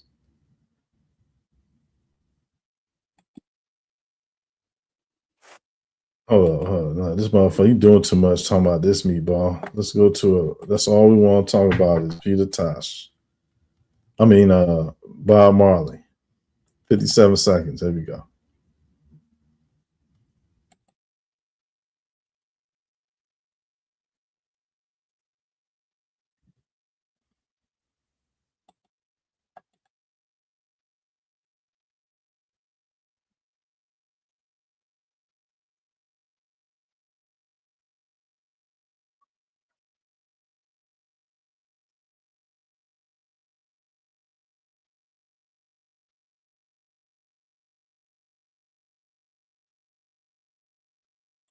You talking about getting shot? Listen, I ain't talking about that. So this man, he admitted to doing this. This English man, this white man, he said that his role was to send Bob Marley these shoes. So he met Bob Marley, and he was like, "Yo, you playing the soccer and all that?" Because Bob Marley played soccer, right? He played soccer around and stuff and all this and that. And so this man said, you know, Bob, I got these shoes that I can send to you. So he sent him these shoes, and they was dipped in radioactivity. And so it was like a small piece of metal that would, like, the more he wore them shoes, the more that it would be worked into his body. And I ain't showing the damn screen anyway. Y'all ain't missed nothing. And so, so that shit is so he died of a rapid C word, right? He died, and he got easy eat. He got easy eat, but Peter Tosh, he was shot during a robbery, and the man Zippo who did it, he was just a hitman for hire. He knew Peter Tosh. There wasn't no real reason to kill Peter Tosh, except for the fact that these people attach themselves to people they think is a good image for the people. And so there's even concepts of looking mirrors in which they see potential futures using some type of technological device. And if they see a person that did something great, they would find them before they even became famous and eliminate them through some type of act that, you know what I mean? Sometimes it's just they shot, don't nobody know why they got shot. My main example is that this is one young woman in Chicago who had started a nonviolent situation in Chicago, and she ended up being shot to death while she sat in her car. And so they're able to assassinate people before the things that they do that's good catch even a little bit of push. So that woman, that young woman, she was a young woman. She had no gang ties, nothing. And she just started this organization, foundation that was making headlines. It was making wind because she started off of social media and shit. And then it grew, and somebody shot her down. And so I believe that that's an example of them looking into a potential future and seeing somebody do something great, and then they'll send an agent to come in and stop it from happening. It's the same thing with the Terminator movies. In the Terminator movies, these people come back in time to stop a person from being born, right? And so in the movie 12 Monkeys, them people came back from the future to stop a disease from outbreaking. both of these movies, it was humans that had access to some time traveling material, and both of them, they was coming back in time to stop somebody by any means necessary type shit. And so that's what looking into a looking glass mirror is, because you see the potential futures, and if you act on one or you prevent the possibility of it, then that's just like sending someone back in time to go do something. It's just that the interface between us now and the future is different. It's like it's 2D. The future is 2D. Only the present is 3D. You know what I'm saying? Memories is probably 1D. Thoughts and shit like that is on the 1D tip probably. You know what I mean? It's the best way to put it. But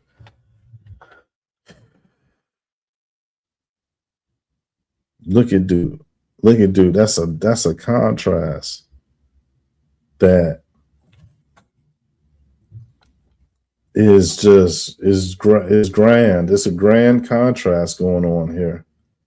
And I'm saying that the government from the England branch of things got something to do with it.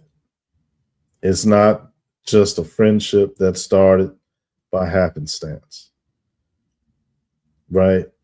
This guy, Mick Jagger, I think that's Mick Jagger. Who's this guy? If I'm wrong, isn't that Mick Jagger? This guy right on the left, he's there, he acting extra because he's part of the system. And this is what Rasta had to really put up with. That's crazy shit. Like, they still try to argue about their purpose here, man. That's what's fucking crazy. They'll still argue about their purpose here, man. So, yeah, man, this man's son was murdered. Peter Tosh's son was murdered in jail by some crazy white boy.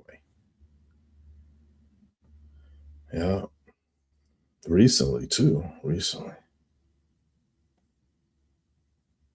And so, look, man, I'm saying there is plenty of people returning in power of God that's going to wage all type of war on God's wrath upon people that we see out here. There's so many of them. It's going to be waves of people being obliterated, man, so that this shit get quieted down. But this is the type of shit they was doing in them earlier days when it became that interaction mix between each other on the media tip. Like, they thought this shit was going to catch on, and they might have tried to pretend to be the black key and the white key to the piano, but it never got popular for whatever reason.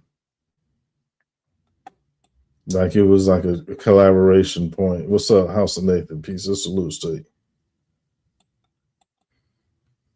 Fake Paul's faking the phone with her. Yeah, Paul. So yeah, MI6, that's a whole nother MI6 story about Paul McCartney. We had a bill about that before, playing Canada Dummy. It was a bill. I remember that bill. I got it downloaded somewhere. Rolling Stones first appearance. Yeah, so that is Rolling Stones. So yeah, I don't think Yo ain't even had no talent for real. Like, I think he acting crazy and retarded is the appeal.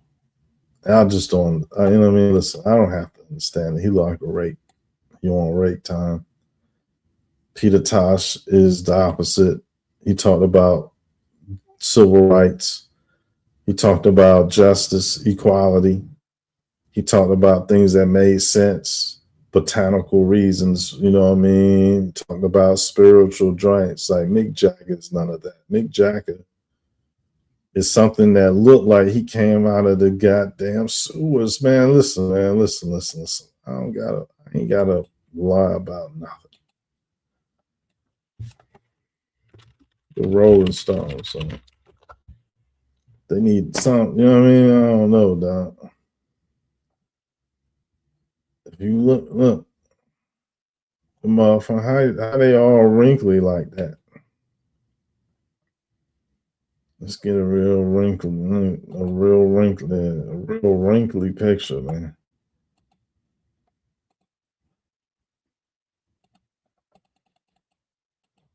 Some wrinkly, oh man, they wrinkly, man. Like, what's up with the wrinkles?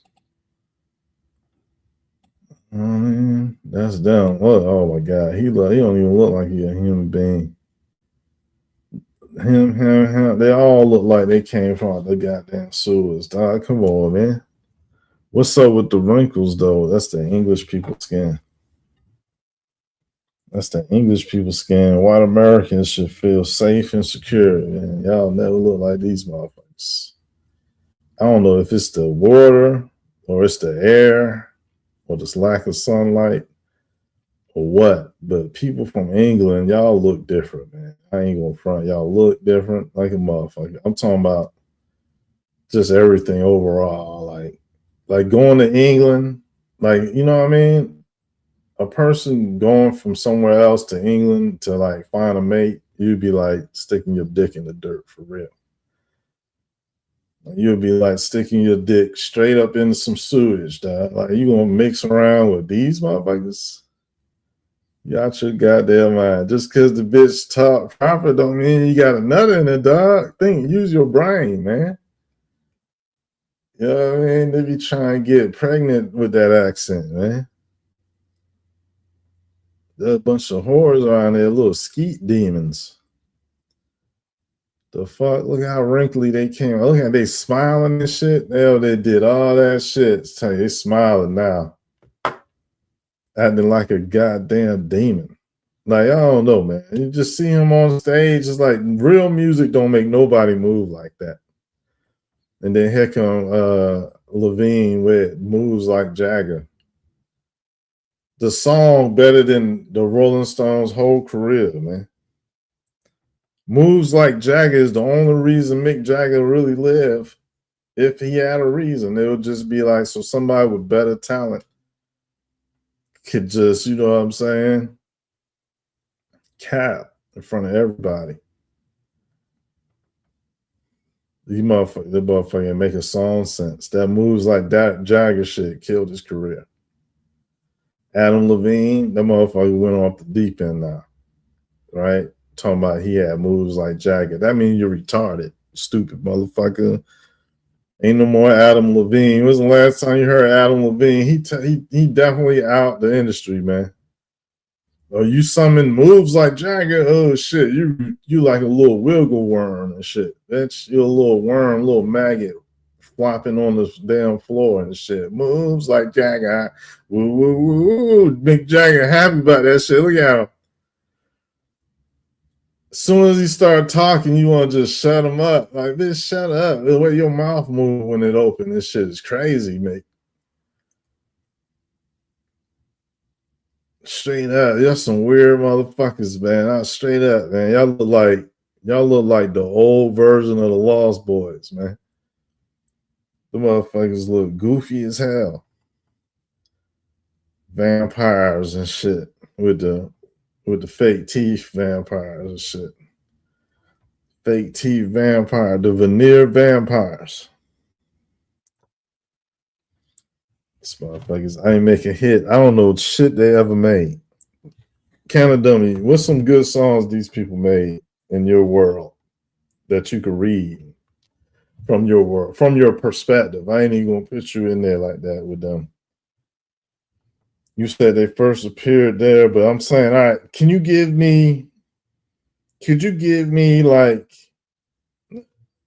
how did you feel about them, and how did the public, from your perspective, feel about them? How did they accept these Rolling Stones? Were they popular off top? As soon as they hit the crowd, did you like them as soon as you heard them?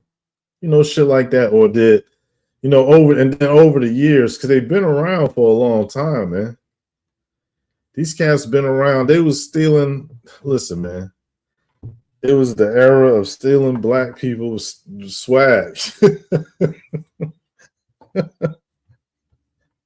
The Rolling Stones was one of the last groups that was like, you know, trying to make some money off this black sound and shit, or this rhythm and blues is getting on stage and acting a donkey, I guess, is what they brought to the table.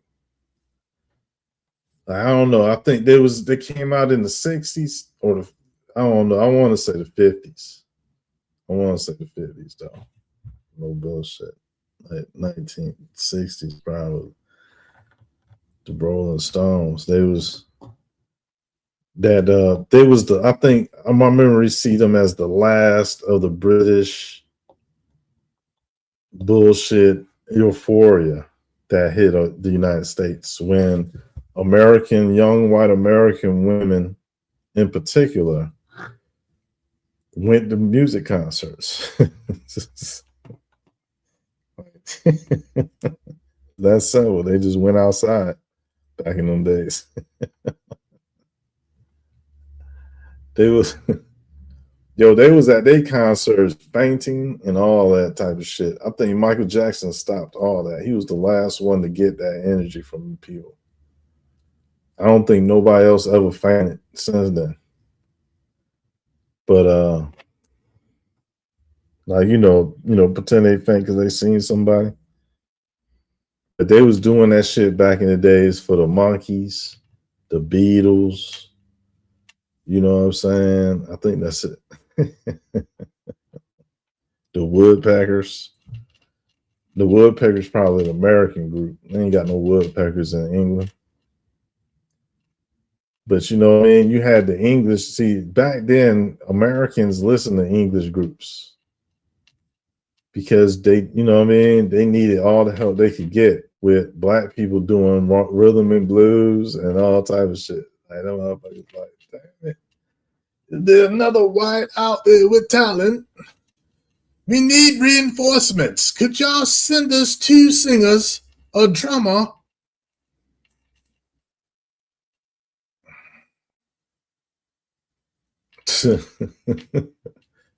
There was Mick Jagger was like, we'll beat them blacks back. I got all type of songs. I'll get on stage now. I'll act blacker than they act black. Because it looked like he basically is doing a mockery on black people. Then he's trying to turn it into some real shit at the same time. Like, this is how black people dance. Isn't this how the black people dance? Well, is this how you do it? And you're like, all right, now you're just goofing off. You know nobody dance like that. No, this is how the blacks dance. He's just trying to fuck it up like a joke. And then he can end up getting a song made by he ended up getting a song made about it years later. My black mockery has reached another dimension of appreciation. When you make moves like Jagger, that means you hate the N-word. The motherfuckers still can't say it. They be in a dungeon somewhere in England and shit talking about those N-words. A little wiggle worm, a little dungeon worms, the dungeon maggots.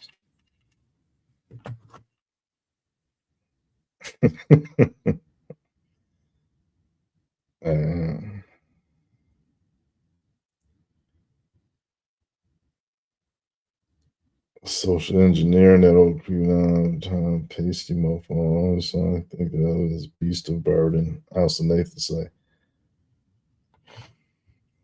Canada say Tam Scott would have derived from some of their work from private sources with witchcraft. There was some good music they definitely did not write or play. A jester. Huh. So you're saying that, yeah, okay. So they was giving song spells to enable, but they themselves didn't write music or play music.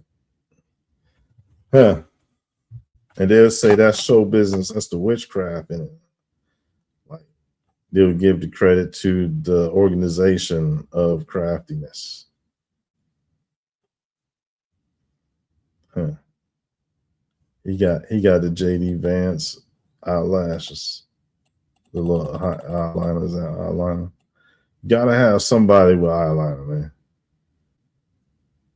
Gotta get somebody with the eyeliner, man. The Ozzy Osbourne eyeliners, man. Ozzy. Let's bring up Ozzy Osbourne goofy ass. Man, we gonna bring you up. I know you burn in hell, Ozzy Osbourne. How was it in hell? Goddamn, I'm so tempted to turn on a little box, a little spirit on that. Yo, I know you burning in hell, you little bit. That shit didn't get you nowhere, son. Ozzy dumbass Osbourne, son. You see the meatball wearing a cross, you know you should not be wearing one of them bitches. If you see the meatball wearing a cross, Ozzy Osbourne wear a cross, and then you see Jay-Z with it, he look like a damn a wrestler. The motherfucker look like a wrestler. Look, this shit right here. This is what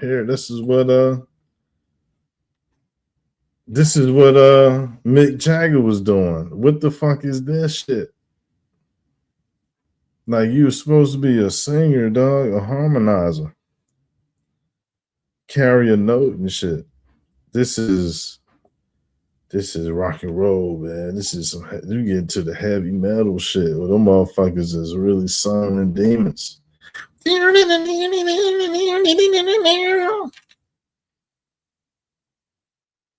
don't think there's ever been a time where they had that type of music. So I think that's probably one of the most original shits that the ops came through with to identify themselves with, like the shit that they like. Like that shit that's definitely some shit they came up with. You know what I'm saying? The motherfuckers are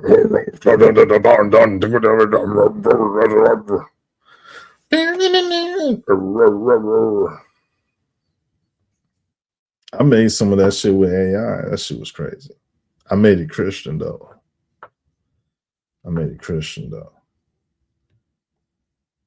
That shit tough though. Y'all don't hear it.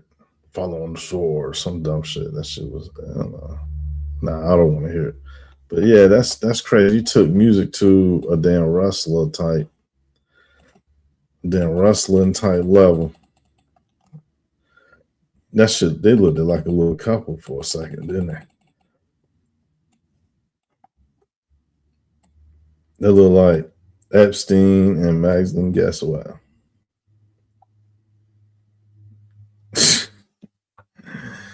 Damn, Epstein and Maxine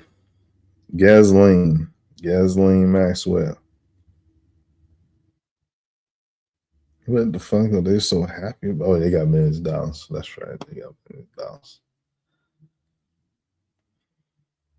They just living their best life. Living their best fucking life, son. Not a care in their goddamn world, dog. Except for the fact that they lames. They trying to get through. You know what I mean? They gonna make it anyways. They got that determination. That wiggle worm determination of filth, foreign filth. You know what I'm saying? I think that's the end of the show. It's been 2 hours and 5 minutes and 26 seconds.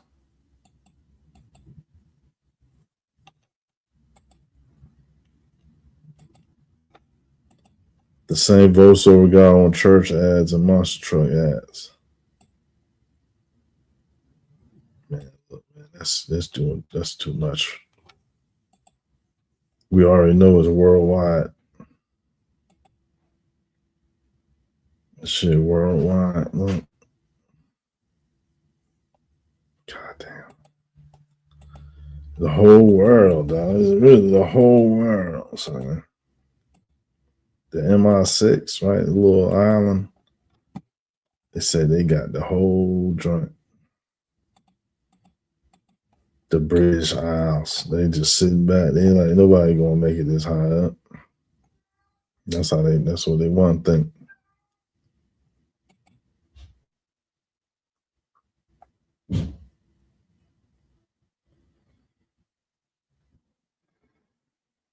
That's what they want to think, man. I swore I had two pictures, y'all. That's one. That's two.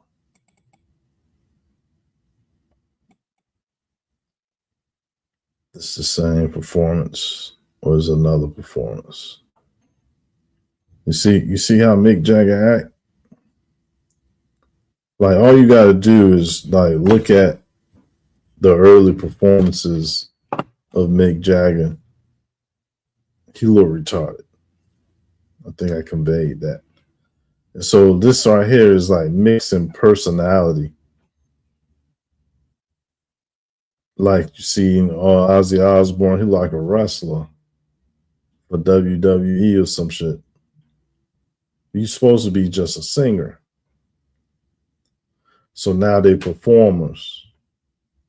They got an act. And this guy, he don't seem enlightened. It usually take a degree of enlightenment for a person to be coming from a demographic of pure hatred and then not be a racist bastard. So he don't look like he had crossed that level of righteous or enlightenment, holiness of education, where he was like higher than the common man. And so he just come off as an eccentric individual, unique individual man. And then you know for sure that he still has racist views. Because it take a person to be like a greater than, to be, say, white and not racist. It just it takes a different type of cut person to be able to resist hive mentality. You know what I'm saying? And so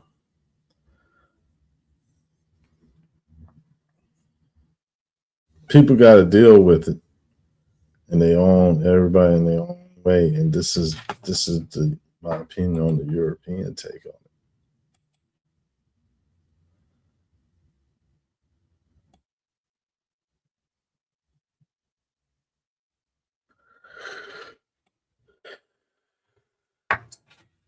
Because that's an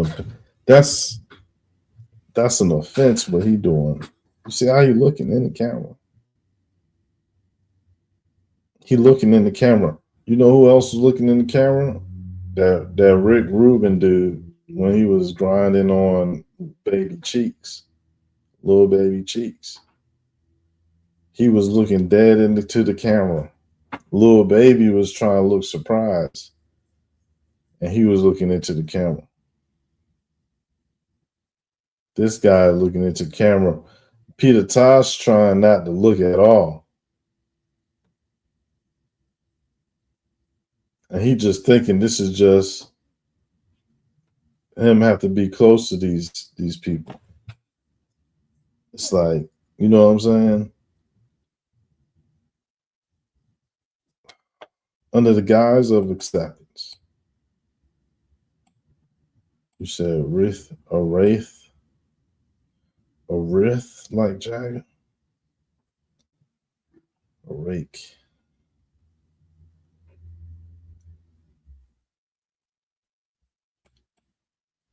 That shit don't sound like it makes sense at all. So yeah, Peter Tosh, what's his name? Bob Marley was poisoned. You know what I'm saying? Peter Tosh was shot. And like, can you name any part of his career? Hold on. Could you name any part of his career, right? in which this makes sense in his music.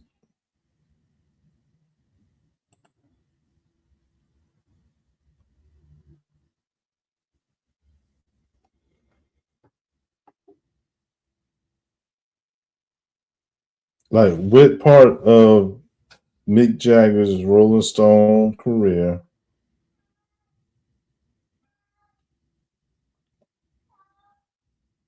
echoed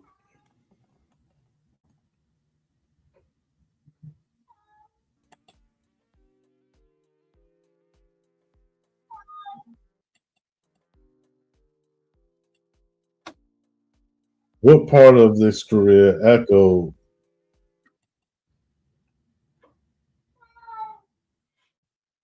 this right here? Echoed this relationship with Bob Marley and Peter Tosh. Did he ever make like a tribute song, or did he ever like go to Jamaica and like give out money or something? Did he ever like, you know what I'm saying? Like, what did Mick Jagger ever do that showed the world that he was this type of guy for real?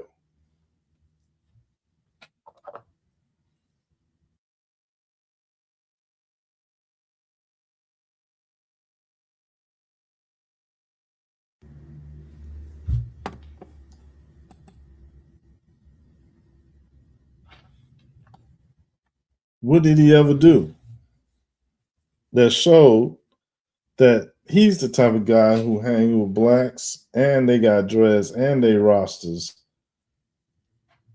When did he ever do something that was even almost similar to that?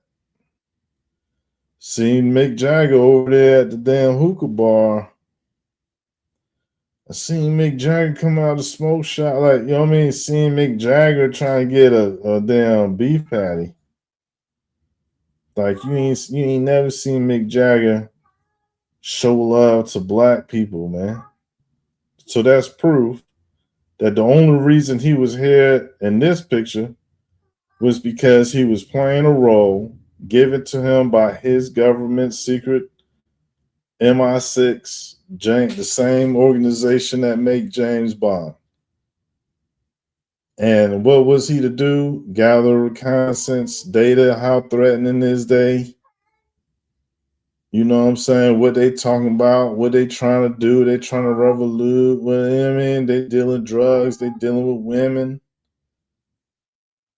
What is it? You know, straight reconnaissance, man.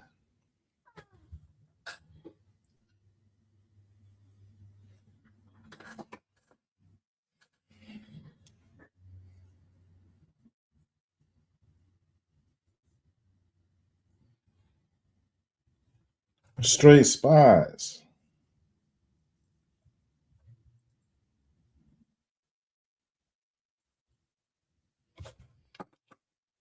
So you saying that they had a sacrifice?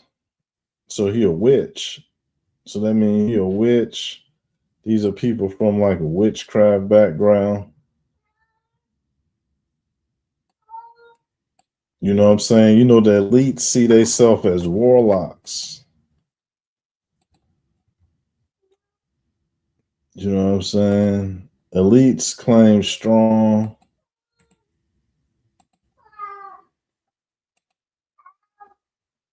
Elites claim strong. Where's that? Warlock heritage.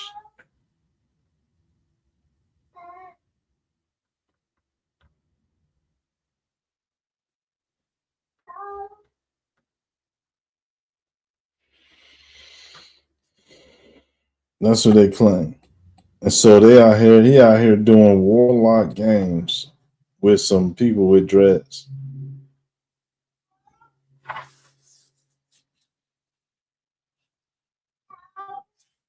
So I'm saying that that ain't even all of it.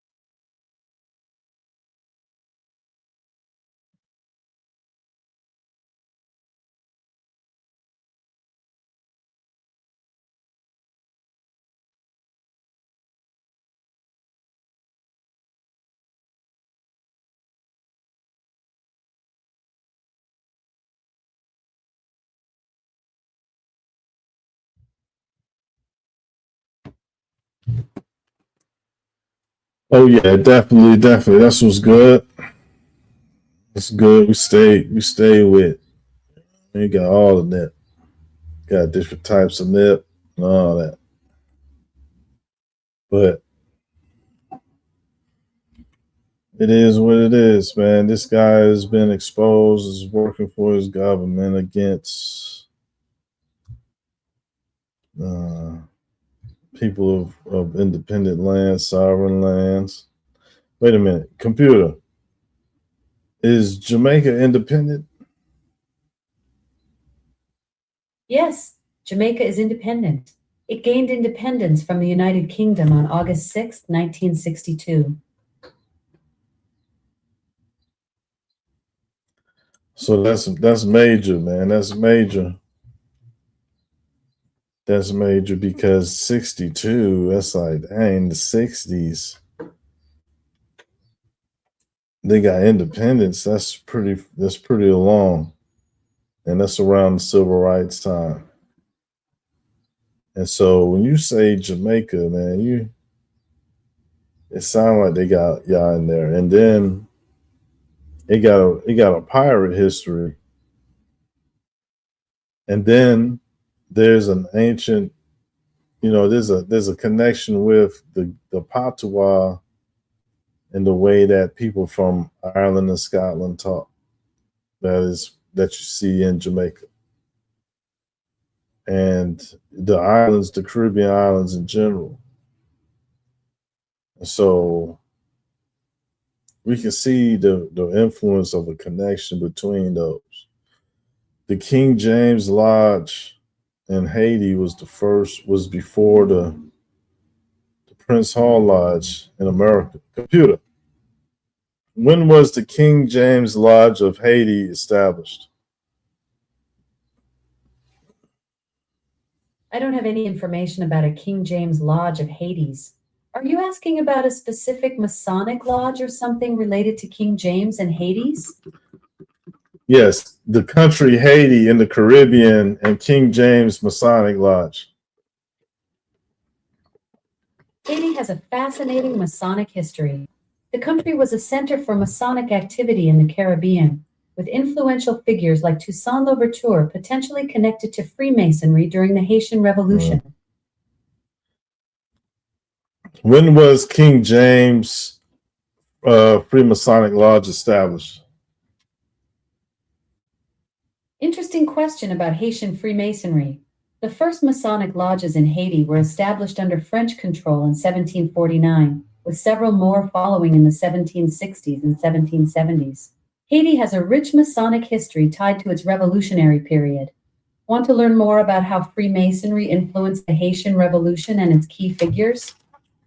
No, I want you to find the connection between King James of England and the Haitian Freemasonic Lodge. Interesting connection you're exploring there.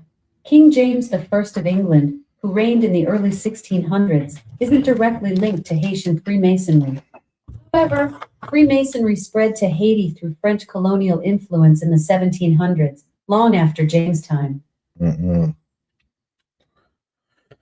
my gosh, man, that's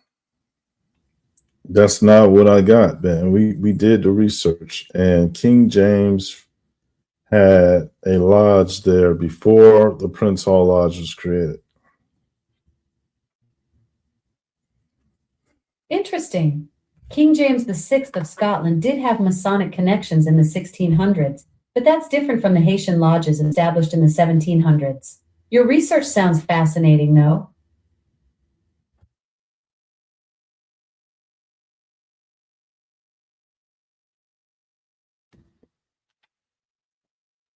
Anyways, that's it.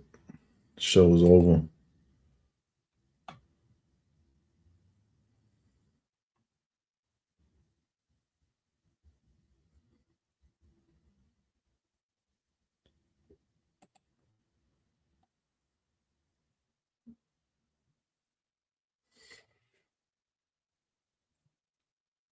So, but before I go though, Canadummy, there ain't nothing.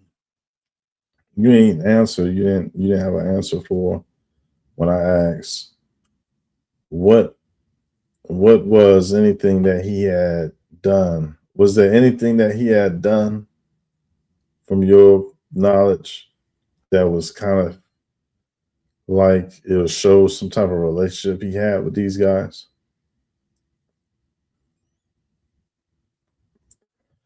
Like, did anything brush off in a particular song?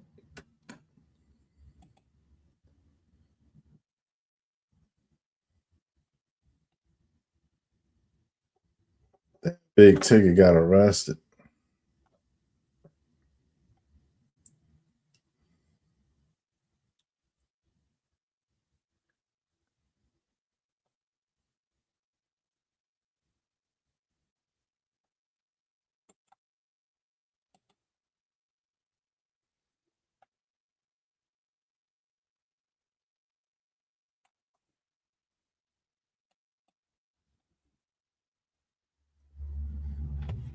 All right, man, we out of here.